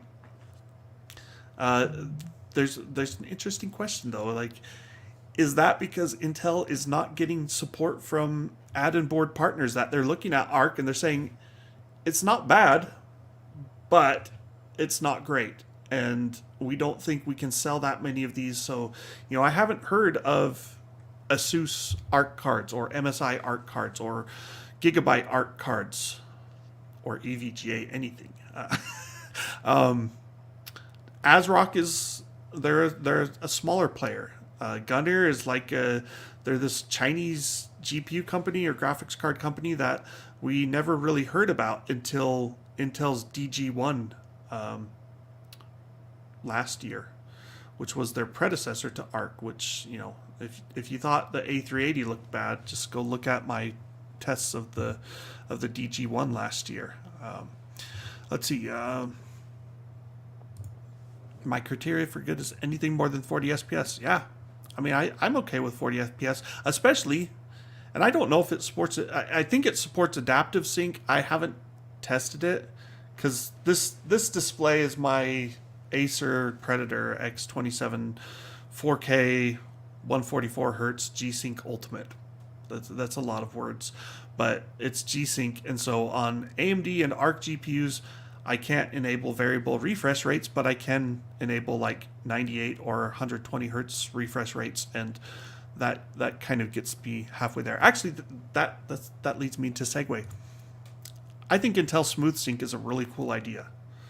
Like, if you don't have an adaptive refresh rate display, or you can't do it for whatever reason, turning on Smooth Sync, and it's like, instead of getting this straight line tear, it does a blur between the previous frame and the next frame, and it makes it harder to spot the tearing. And especially if you're running at 98 or 120 hertz refresh rates, I tested it on Arc A770, and I couldn't see the tearing even when there should have been tearing. And so Smooth Sync was buggy on the A380 a few months ago, but it sounds like they fixed that up and now it's working okay. Any issues with drivers and Flight Sim? I did not experience issues with Flight Simulator. DirectX 12 was better for performance than DirectX 11 on the Arc GPUs, but yeah, it worked fine for my testing. I don't play for hours on end on these games. Like, you just can't test that way. So, you know, I probably ran Flight Simulator for 20-30 minutes all told, and I didn't see any crashes or other oddities. So, yeah, I think Arc works well on Flight Simulator in DX12 mode. That was just football looks better in interlaced mode. I still don't get that, man. Because if you're refreshing 60 times per second and getting whole frames versus 60 times per second and getting half of the frames each time, or is that maybe it's a 50 hertz European thing? I don't know. Let's see. Acer, love that brand. That's a first, man. Argent VM. Okay. I have not had an 8GB A770 yet. I would like to do a comparison too. Let me go back to, let's see, one of my slides here. This is a, no, I thought there was one where the 8GB cards really fell off. Well, this is this is ray tracing, right? But there's a bug there. Yeah. Where was that 1080p maybe? Let's see. I thought there was one game where, like, that's pretty bad. Forza Horizon 5, 8GB does become a bottleneck in that game. So maybe that's the one I was thinking of. $20 savings for half the memory, I wouldn't do it. Like, if you want to save money, go for the A750. Don't go for the A770. 8GB is my take.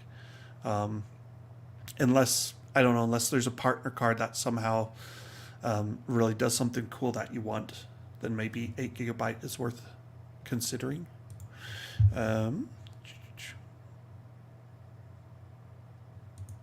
Just going through these. Yeah, they do. On paper, it looks like it should compete as well. So I kind of feel like the discrepancy between the 3060 Ti and the A770 is probably more because of drivers right now. So I'm hoping, like, in maybe a month or two, I'll check back with the latest drivers, rerun the whole suite, and I will show Arc at launch versus Arc in December or November. December, let's say December. Merry Christmas, right? Happy Hanukkah. We'll do a December, flashback to Arc and see see what's changed and see if it's closed the gap with the 3060 Ti. Because right now, if we go back to let's see, we'll flip back to the overall slide. So this is overall average, and you can see that 97.3 divided by 848, and it's 15% faster for the 3060 Ti. And that's when it's like, if you look at the specs, the 3060 Ti has 8 gigabytes of 14 gigabits per second GDDR6 memory running on a 256-bit bus. And it has a theoretical single precision compute of 16.2 teraflops.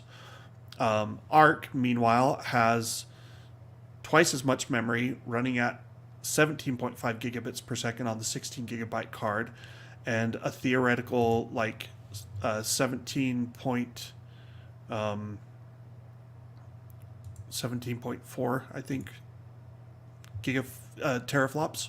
So, it should, in theory, keep up. But NVIDIA's been doing this a long time, and NVIDIA often has secret sauce that it doesn't really spill the beans on. Although, actually, I also need to talk about teraflops in this sense. Is NVIDIA's teraflops are using... let's pull that slide away. NVIDIA's teraflops come from... They've got 1 FP pipeline per... Well, is that right? I need to think about this. So the streaming multiprocessor is their base functional unit, I guess. It has 64 shader pipelines that it can send work to that are dedicated to FP32. Then it has another 64 pipelines that can do either integer or extended math or FP32. And so if you look at the teraflops of Ampere GPUs, and presumably Ada as well, I don't think anything changed there. The theoretical teraflops of Nvidia looks very high. It was a big jump over the previous generation Turing architecture. But probably 20 to 30% of the workload is integer, which means, half the time that FP int unit is going to be busy with integer stuff.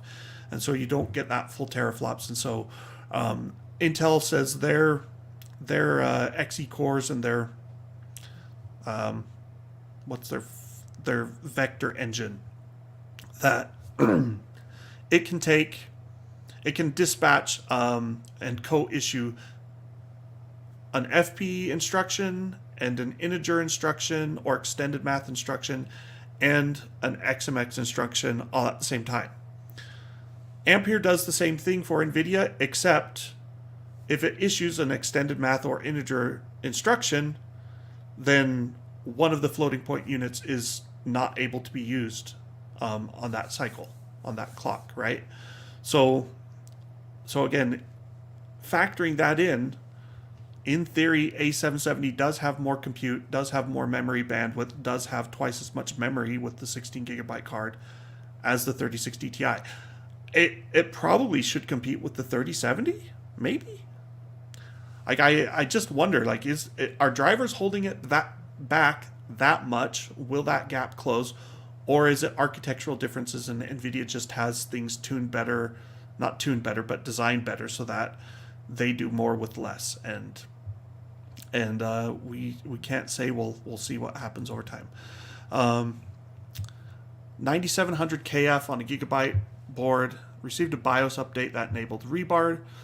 Would it be worth buying one of these? So that's similar to my Z390 test bed that I use for power testing. I don't know if the gigabyte board is going to be fine. My last BIOS update, I think, was in December of 2021 that enabled Rebar support. And it's a beta BIOS from MSI. As Paul was saying, there's probably some funky thing with the graphics, integrated graphics, lack of support for integrated graphics on my MSI board, where maybe that gets in the way of my system posting with an Arc GPU but nothing else installed.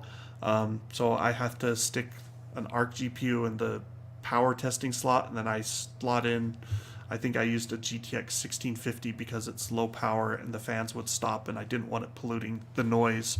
I just needed it to post, right? So it's a definite maybe, Delane. If you test it, you know, like that's one where I'd be Googling it and seeing if anybody else tests it. Hit the forums and find someone say, hey, I got this motherboard.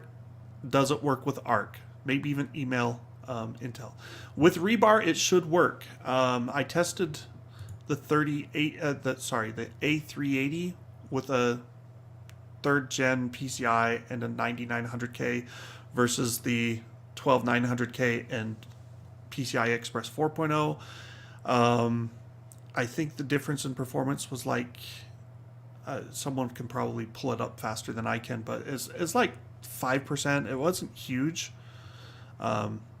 It might be bigger though with an A770 though.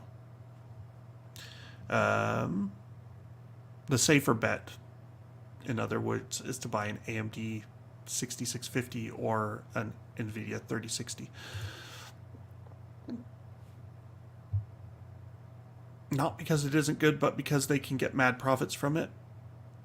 They don't care about quality. Yeah, I mean, I think you're saying they can't get mad profits from it, right? That's entirely possible. Haswell system. No, Whittakin, I would not do that. It would maybe boot. Maybe. I don't even know if it would boot, honestly, but it might boot. You might have to do weird workarounds, but I can't imagine performance would be good. Like Tap said, he's like, if you don't have a system with Rebar and you don't want to upgrade, go buy a 3060 instead. How is this with Blender or other 3D proclivity apps? Linux support. Linux support I don't know about. I don't test that. I'm not a Linux user. Intel has been decent with Linux support with their open source drivers and such. I think I don't know if Arc is following that trend or not.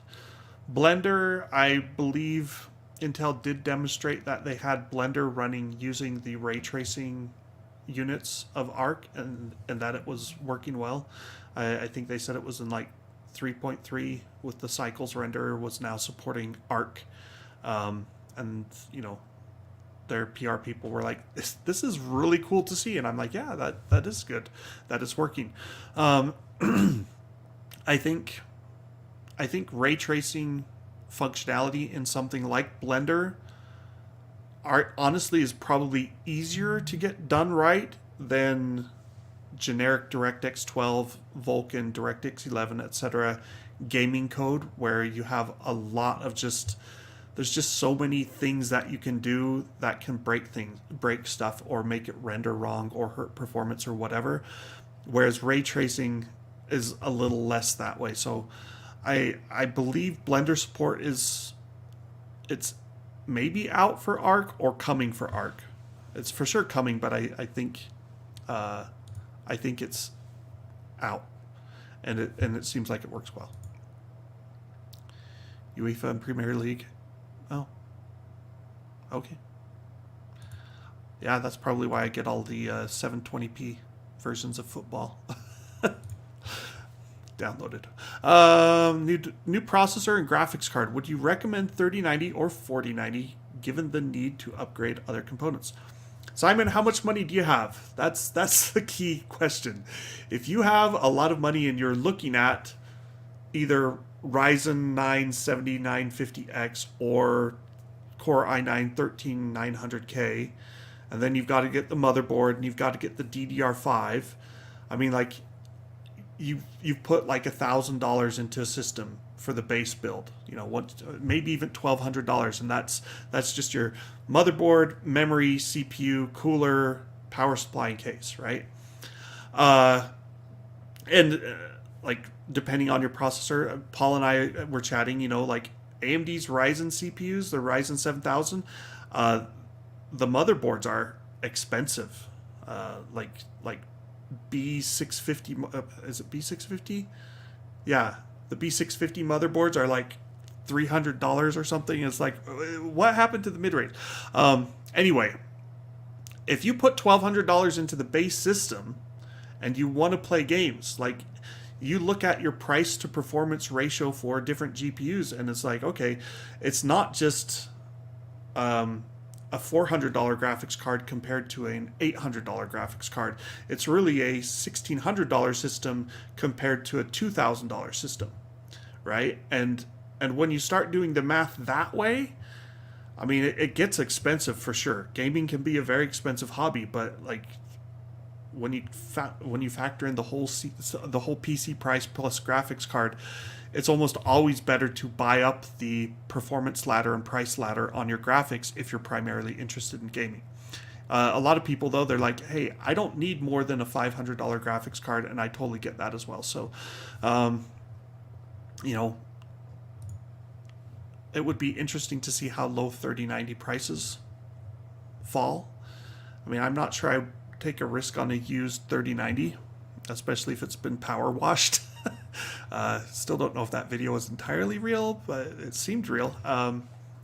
Anyway, you know, if you get a 3090 for like $600-700, the 4080 12 gigabyte might still be faster, even though, you know, it's got less memory bandwidth, but all the architectural changes. How does it look without DLSS 3? Because I think that's something people need to consider as well. We just don't know, and so we'll have to wait and see when the 3090 and the 4080 and 4090 are all out.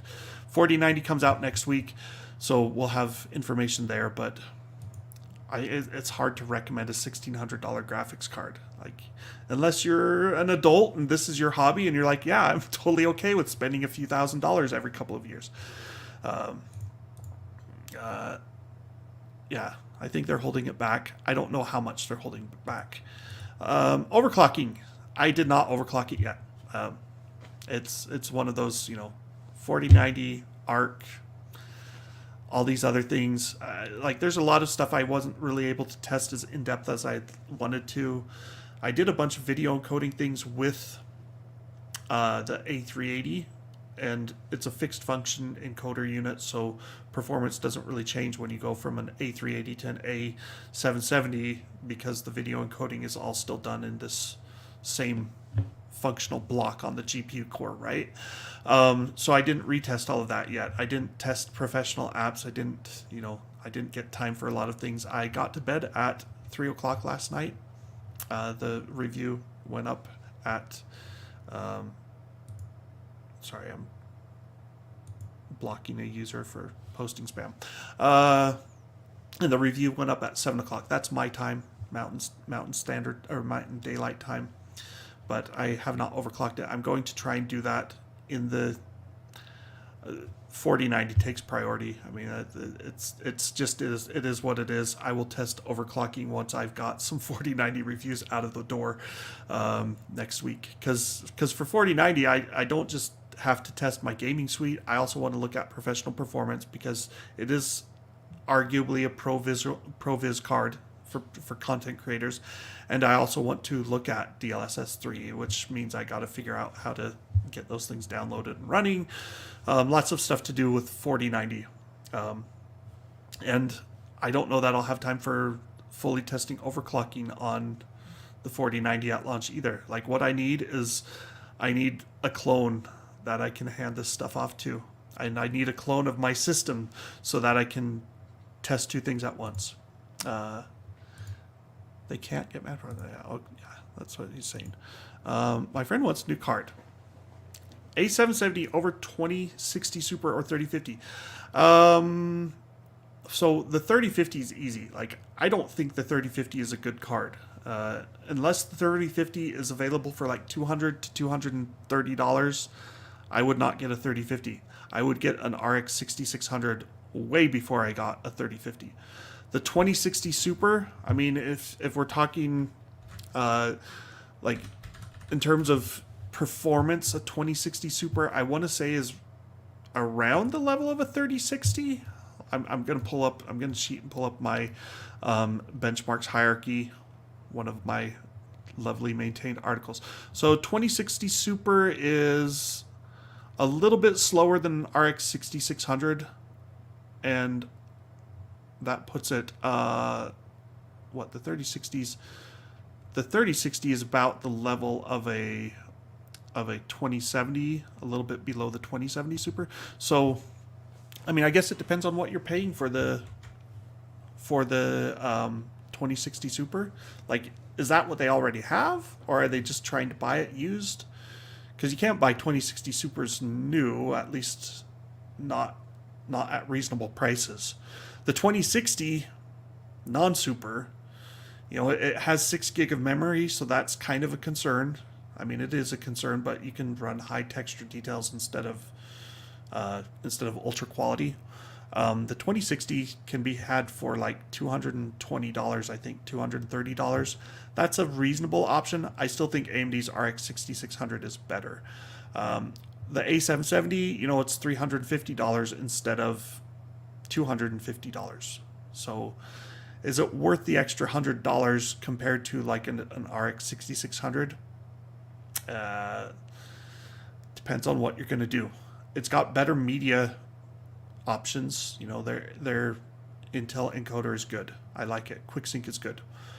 For gaming performance, it's going to be probably faster on Arc unless you play a game that's got a driver bug. So, you know, if your friend likes to tinker with new stuff, maybe get the Arc. If you just want it to work, I would probably lean towards an AMD or Nvidia GPU instead, because then you're not providing tech support.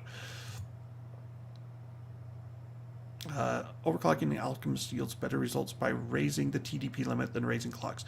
Yeah, I think it also depends on which cards you're looking at. I haven't even had time to look at other reviews, so I do think, based on what I saw in our power testing, that the A770 was probably hitting power limits a little bit and having to clock down, but also it was better bin chip.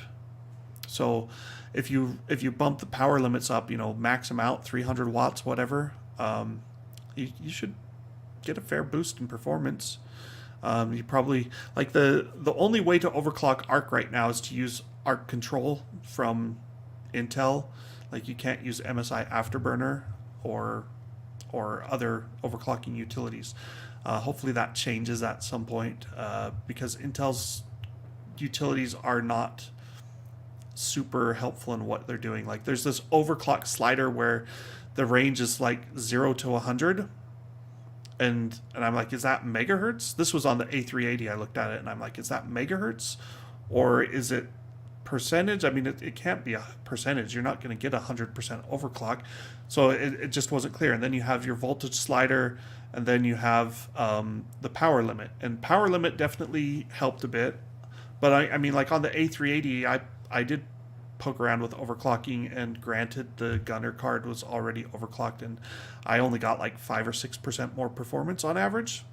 Maybe A770 will be better. Probably the reference cards, because, you know, even though they're running above boost clocks, these reference cards are the minimum clocks we would expect to see Arc rated for. And so if a company comes out and says, hey, we put on a bigger cooler and we increased the power supply, or we gave it 2 8-pin power connectors and give it a 300 plus watt power limit, you know, I think it was Intel was saying they were pushing up to like 2.75, 2.8 gigahertz. I know Nvidia said the same thing on a 4090 at one point, so maybe they're both there, or maybe I'm mixing them up. But, you know, if it's getting 2.35 gigahertz and you boost that up to 2.8 gigahertz, 2.7 gigahertz, 400 megahertz higher clocks would do a lot for performance and a lot for power use. Yeah, the cheap motherboards are gone.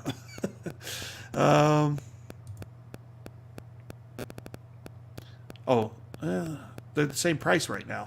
6650 XT is actually cheaper than the 6600 XT in the US now, because the 6600 XT is phased out. That one's easy. Like the AMD card blows away the 3050. The 3050 is just not a good value. The 3050 needs to cost closer to $200 than $300 for it to be even worth recommending. And then you'd still have to be like, I like DLSS and I like Nvidia and I want to go Team Green. That's kind of my take.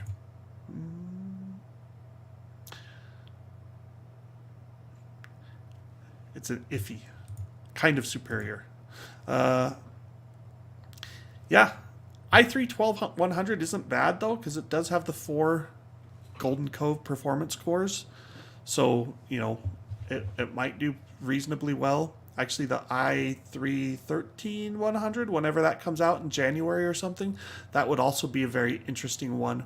And by the time like Raptor Lake i3s appear, because they'll basically Raptor Lake is adding more E-cores to every product. So the i3 gets 4 where it had 0 before. The i5s get, 8 instead of 4. The i7s get 12, and i9s get 16, something like that, right? More efficiency cores across the board, faster clocks across the performance cores.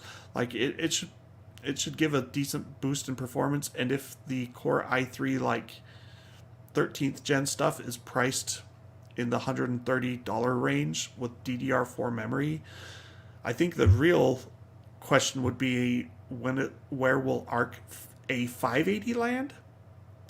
That will probably come out in November, is my guess. And we'll see on prices. But we've got 139 for the A5.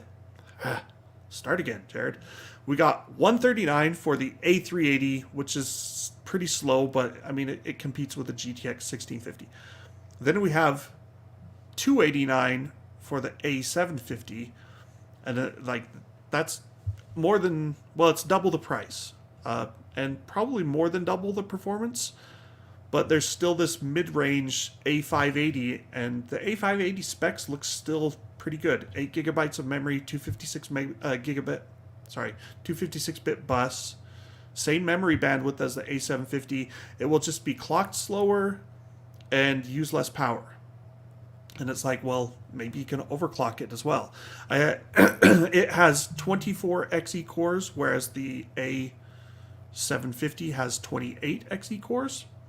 So, it's not a huge drop in core counts. It's more about the drop in clock speed from 2 gigahertz, 2.05 gigahertz down to 1.7 gigahertz. So, if you're looking at i3 processors, I think the A580 could be another really good value proposition.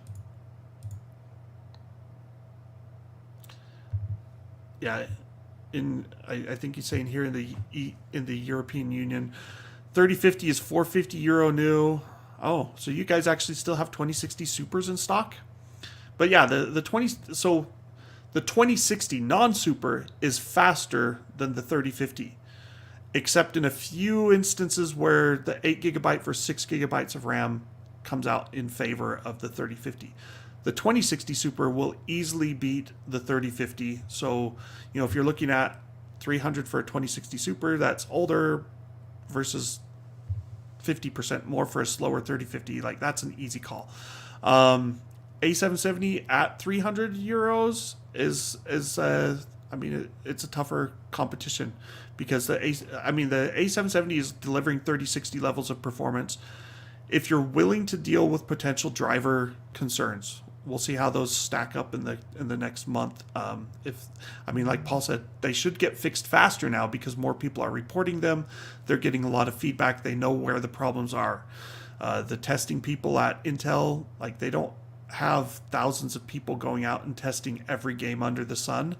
But now in the wild, it will be reaching millions of gamers potentially that could test it and give them feedback, and then they can start finding fixes. So again, willing to take a chance on Intel drivers. I think A770 is going to deliver better than 3060 performance and possibly even match the 3060 Ti.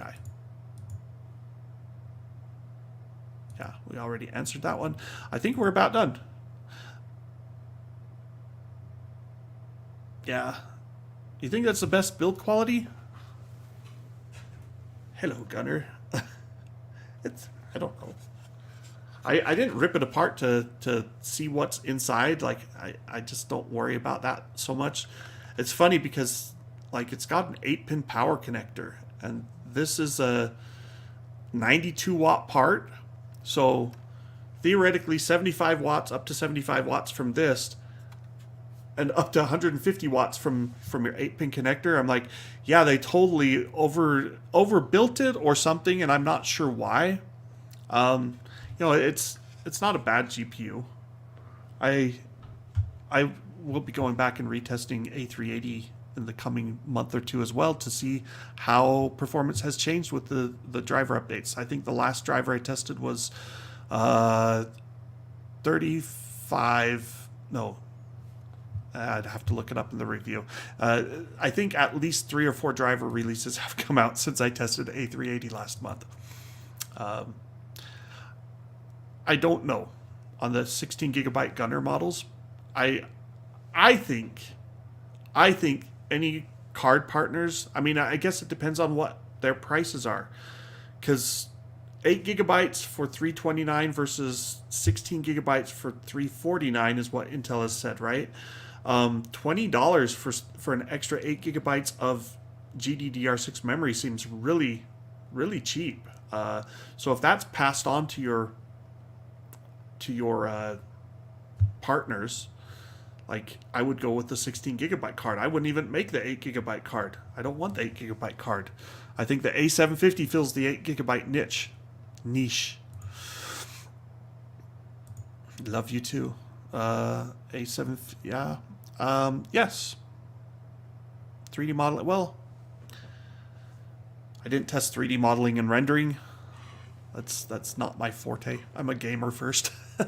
But I think it will probably be good. Intel actually has more of a vested interest in 3D stuff and modeling and like workstation things, so they might work on their drivers for that as well. Like you can be a beta tester, join the crew. It's not the safe bet. The safe bet is to probably get an Nvidia GPU. They're kind of the de facto standard for workstation things, but of course, the A series Nvidia GPUs are also very expensive.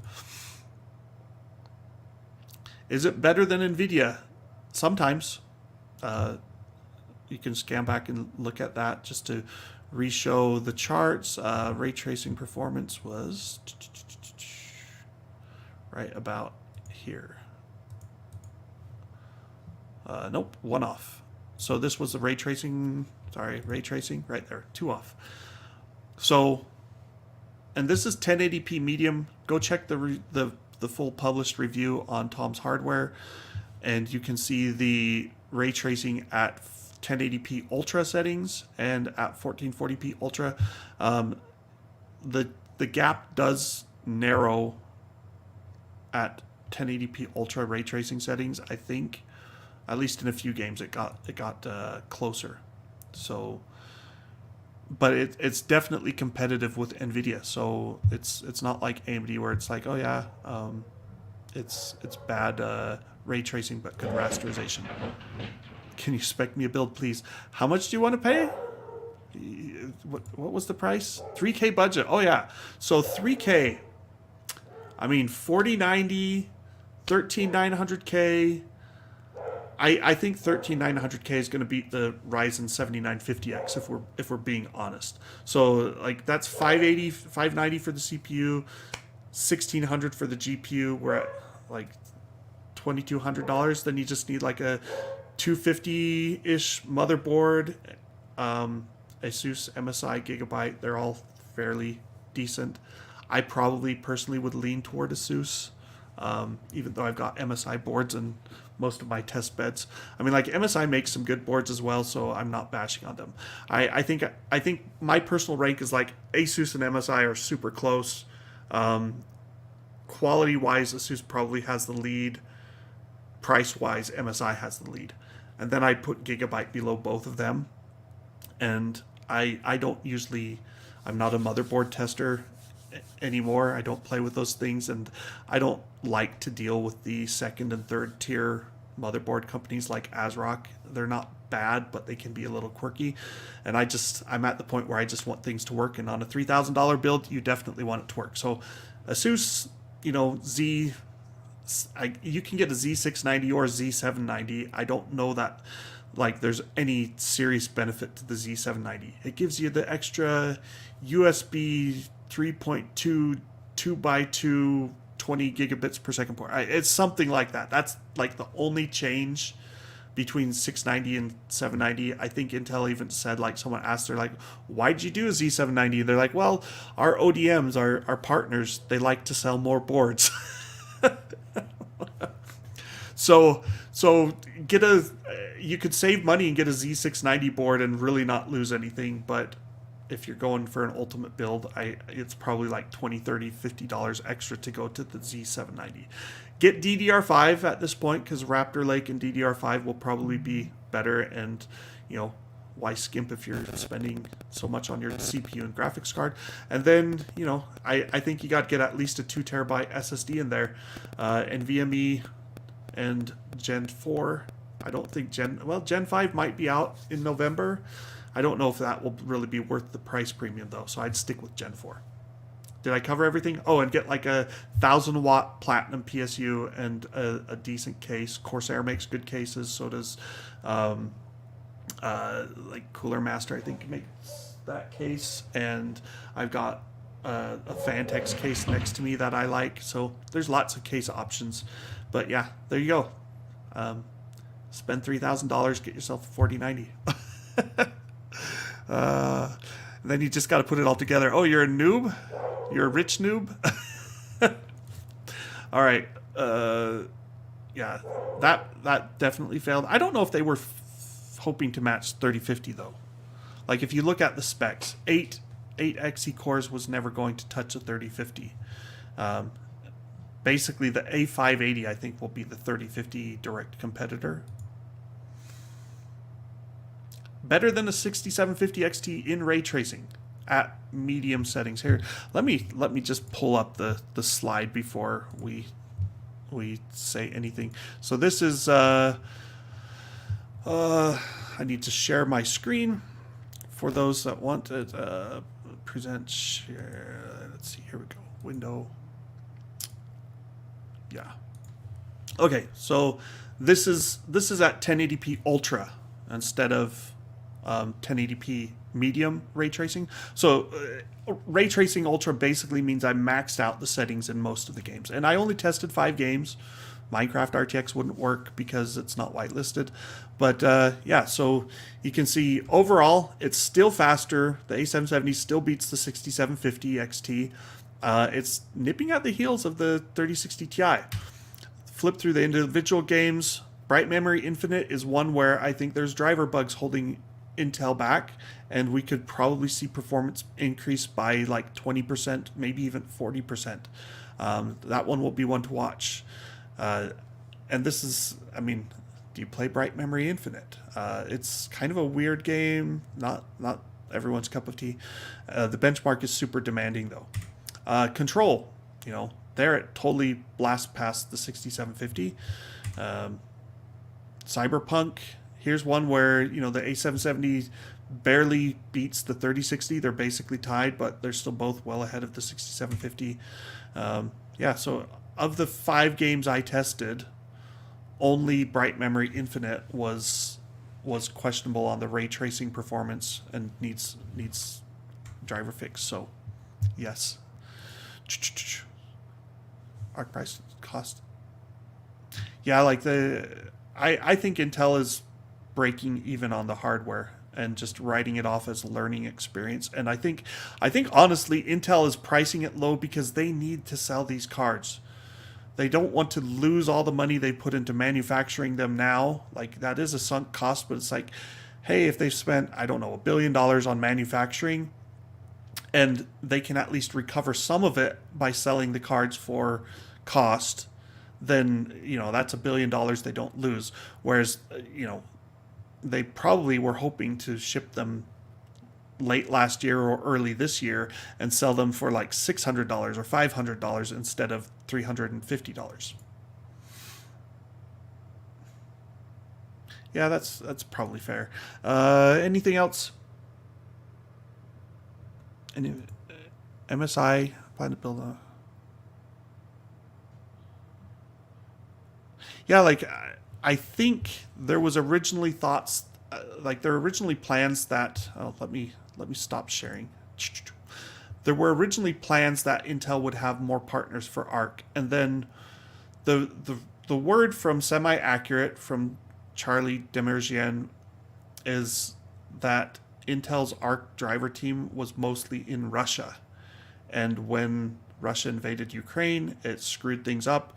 That caused delays. Supply chain delays also were a factor, but all of those things delayed the launch. And so instead of late 2021, early 2022, they got pushed back further and further. And now, they finally got their driver team back together and up to snuff and whatever. And now they're launching in October, which is easily coming up on a year later than originally planned, I think.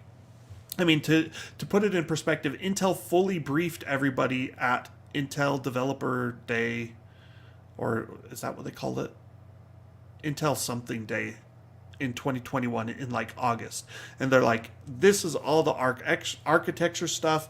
And they went through all these things. And it's like, usually companies like AMD, Nvidia, and Intel would only do that if they're planning on a product to launch within the next 3 to 4 months, and then that didn't happen. It's a year later that they finally launched, and so I think ASUS and MSI and Gigabyte probably pulled out and said, nope, we're not going to do Arc. We've got excess RTX cards. We've those three also make AMD cards, so they've got extra RX cards as well. Maybe cryptocurrency is not buying jack squat because it's non-profitable for GPU mining. Good for gamers, bad for crypto miners, bad for graphics card makers who were expecting to sell millions of cards to miners. So yeah, I mean, like I've got, I won't go get it. I've got an Asus card over that way. That's the Asus DG1, the pre-Arc Xe graphics solution, right? Gunner made DG1 and Asus made DG1, and I'm not sure if anyone else did. Maybe Foxconn or something. So I expected Asus to make Arc cards, and they're not, as far as we can tell, and that's probably because they looked at the sales potential and they said, nope, we're not interested in those margins.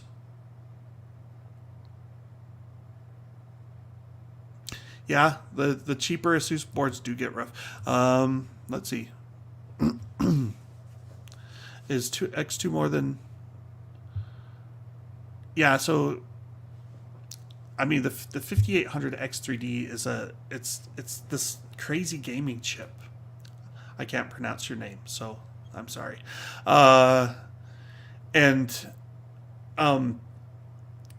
like the question is, where's the 7800X3D? So AMD has revealed Zen 4, and they've got the 7950X, the 7900X, the 7700X, the 7600X. There's no 7800X. And Paul and I were talking last week, I think it was, and we said, yeah, that's almost certainly they're going to do a 7800X3D. And we know that gaming with a big L3 cache, like the stacked cache, that 3DV cache that AMD did, it makes a big difference. Rumor is Zen 4 stacked 3D cache, second gen stacked 3D cache, so it will probably allow for better boost clocks as well. That is coming in January. That's the rumor. That will probably be the fastest gaming chip when it arrives. Technically, the 5800X3D is the fastest gaming chip right now. If all you do is gaming, I don't even have one. Paul has one. I've thought about switching to it, but I didn't want to retest everything, and I'm like, 12900K is good enough. So that's what I use as my baseline for benchmarks. But the 5800X3D is, if you don't care about content creation and other things so much and you just want fast gaming, it often wins. DDR price drop is expected. Yes, Mike Bruzone. I don't know how much of that 15% might be passed on, but DDR5 prices are coming down. And buy a board. Ask for one free as a sales close. There you go. Like if you're building that goes back to Simon. If you're building a high end system, spending like close to $2,000, well, say $1,500 on all the rest of the components, yeah, you should get them to toss in an Arc GPU and then buy the 4090 on top of it. Racing cars, they're kind of all over the place. So we want to test more things. Like it's hard because with graphics card testing, I want to remove the CPU bottleneck as much as possible, so I try and get the fastest CPU. With CPU testing, Paul wants the fastest GPU, so that's removed from the equation, and we can see, how the CPUs hinder things. But in the real world, most people are trying to build a balanced system, and so they go out and they go, well, I'm going to buy a Ryzen 5 and an RTX 3060, or an Arc, or an RX 6650, maybe a 6700 XT, right? Like they spend a reasonable amount without breaking the bank. Most of the time, CPUs, especially if you're pushing your GPU, so like if you game at 1080p medium on a super fast graphics card, then your CPU becomes a bottleneck for sure.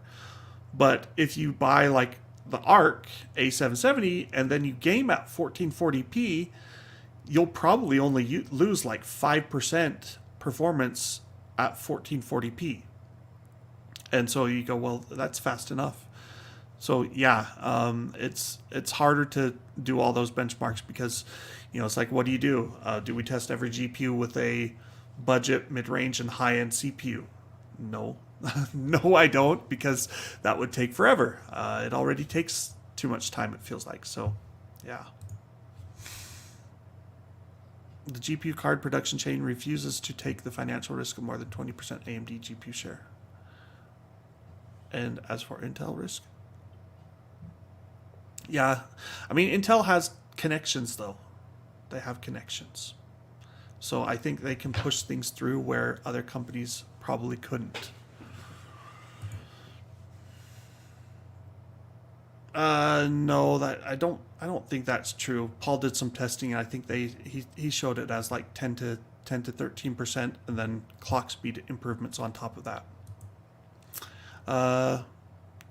Lowest possible retail price $315.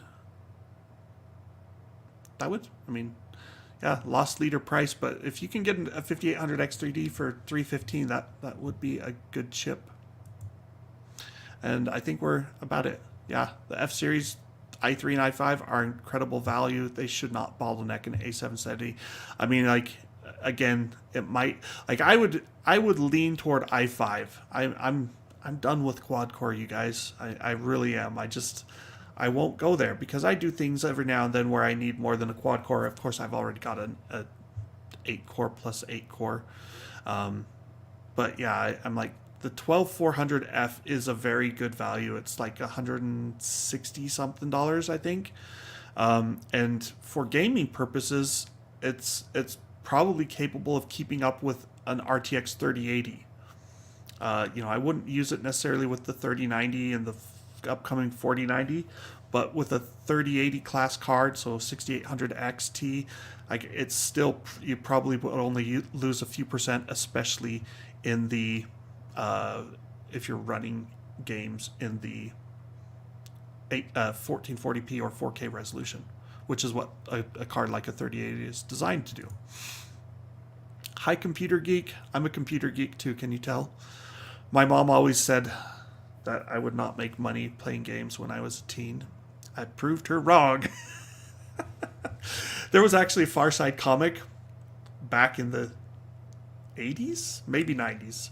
And it shows like back one ad. So it's a newspaper clipping, and it's like, can you save the princess? $75,000 a year plus car. Do you know how to defeat Bowser? $60,000 per year plus benefits, and blah blah blah. And it's like all these job listings for like back then it would have been excellent pay, right? And it shows this little kid on a Nintendo playing games, right? And underneath it says hopeful parents, and that was totally me. I played computer games all the time. I went from Commodore 64, skip to the PC world. I did not do Amiga really. My friend had an Amiga, and my dad was a computer consultant guy, and so he brought home an 8086 back in the mid 80s, and I took to it and figured out things and figured out DOS, and eventually in 1990 I built my first PC, or I bought my first PC, and I spent $2,000 on a 286 12 megahertz with 2 megabytes of memory and a 40 megabyte hard drive. And then I spent $550 on a Roland CM32L sound module because, gosh dang it, I needed the Sierra Online and what was the Wing Commander company? Origin Systems. I needed their enhanced Roland MIDI sound effects, and they were great back in the day. So yeah, I turned it into a job, Mom. Aren't you proud? Okay, guys, we've been going for 2 hours and 20 minutes. I need to go and take a nap. I also need to go and test freaking 4090 and DLSS 3. Check back next week because October 12th, the 4090 goes on sale. It costs a lot, and a lot of people probably should not be looking at it and thinking of buying it. But hey, I know people that they do, they spend lots of money on their hobby of choice, which might be computer gaming, or it might be model airplanes, or it might just be a nice car or whatever. So, if you've got the money, I'm not opposed to people spending $1,600 on a graphics card. Just maybe don't save up all your pennies working all summer like I did back in 10th grade and splurged on my 286 and then immediately got Wing Commander that October and discovered that it couldn't support expanded memory, so I needed a 386. People think $1,600 is a lot for a graphics card, and it is, especially when you can get a full PC for $500. But I'm telling you, I spent $2,500 on a gaming PC back in 1990. So prices are really attractive when you put things like that out there. Like, they dropped so far so fast that today's prices might seem a little high, and I'm not saying that they aren't high, but it's we'll have to see where things go. I hope AMD can be competitive with RDNA 3. Arc it's competitive, but it's not like a clear winner. It used more power, it's got driver issues, but it matched and beat the RTX 3060 in performance at a lower price.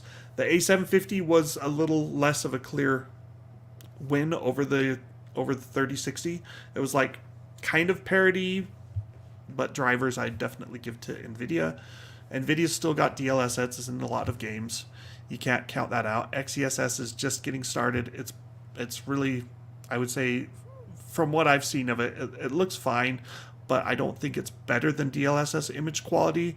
And again, it's in like a handful of games right now. So Intel is at like 2018, 2019 with DLSS adoption. There's a few games that support XCSS, just like there were a few games with DLSS 1.0 back then. But yeah, we've got competition from Intel. How soon can they execute on Battlemage and get that out? Because if Arc was supposed to launch early this year, which it was, Battlemage could still potentially land by the middle of next year. I think Intel might just try and chalk Alchemist up as a learning experience, getting the drivers ready, not make a ton of money, and then hopefully come back stronger with Battlemage and really knock one out of the park. Do what Nvidia's been doing for so many years, where they're like, hey, we're gonna improve our efficiency by 50%. We're gonna add more cores, and we're gonna add faster memory and a wider memory bus, and we're going to give you faster ray tracing performance. Like, Intel can do all of those things. AMD can as well. But Arc competes with the mid-range RTX 30 series and the mid-range RX 6000 series, meaning like the $300 to $400 cards, and it looks competitive there. But those cards are now a year and a half old, so Arc is not going to be competitive. if we get an RTX 4060 anytime soon. And it's not going to look competitive if we get an RX 7600 XT soon. Those are probably coming early next year, early to spring of next year. In which case, you know, how low will they go on pricing though? Clearly, Nvidia's not willing to drop prices yet. I hope they do soon. Come back next week. We'll talk 4090. Like and subscribe, all that other stuff. Oh wait, that's for YouTube. And we'll give you the outro. Thanks for watching, guys.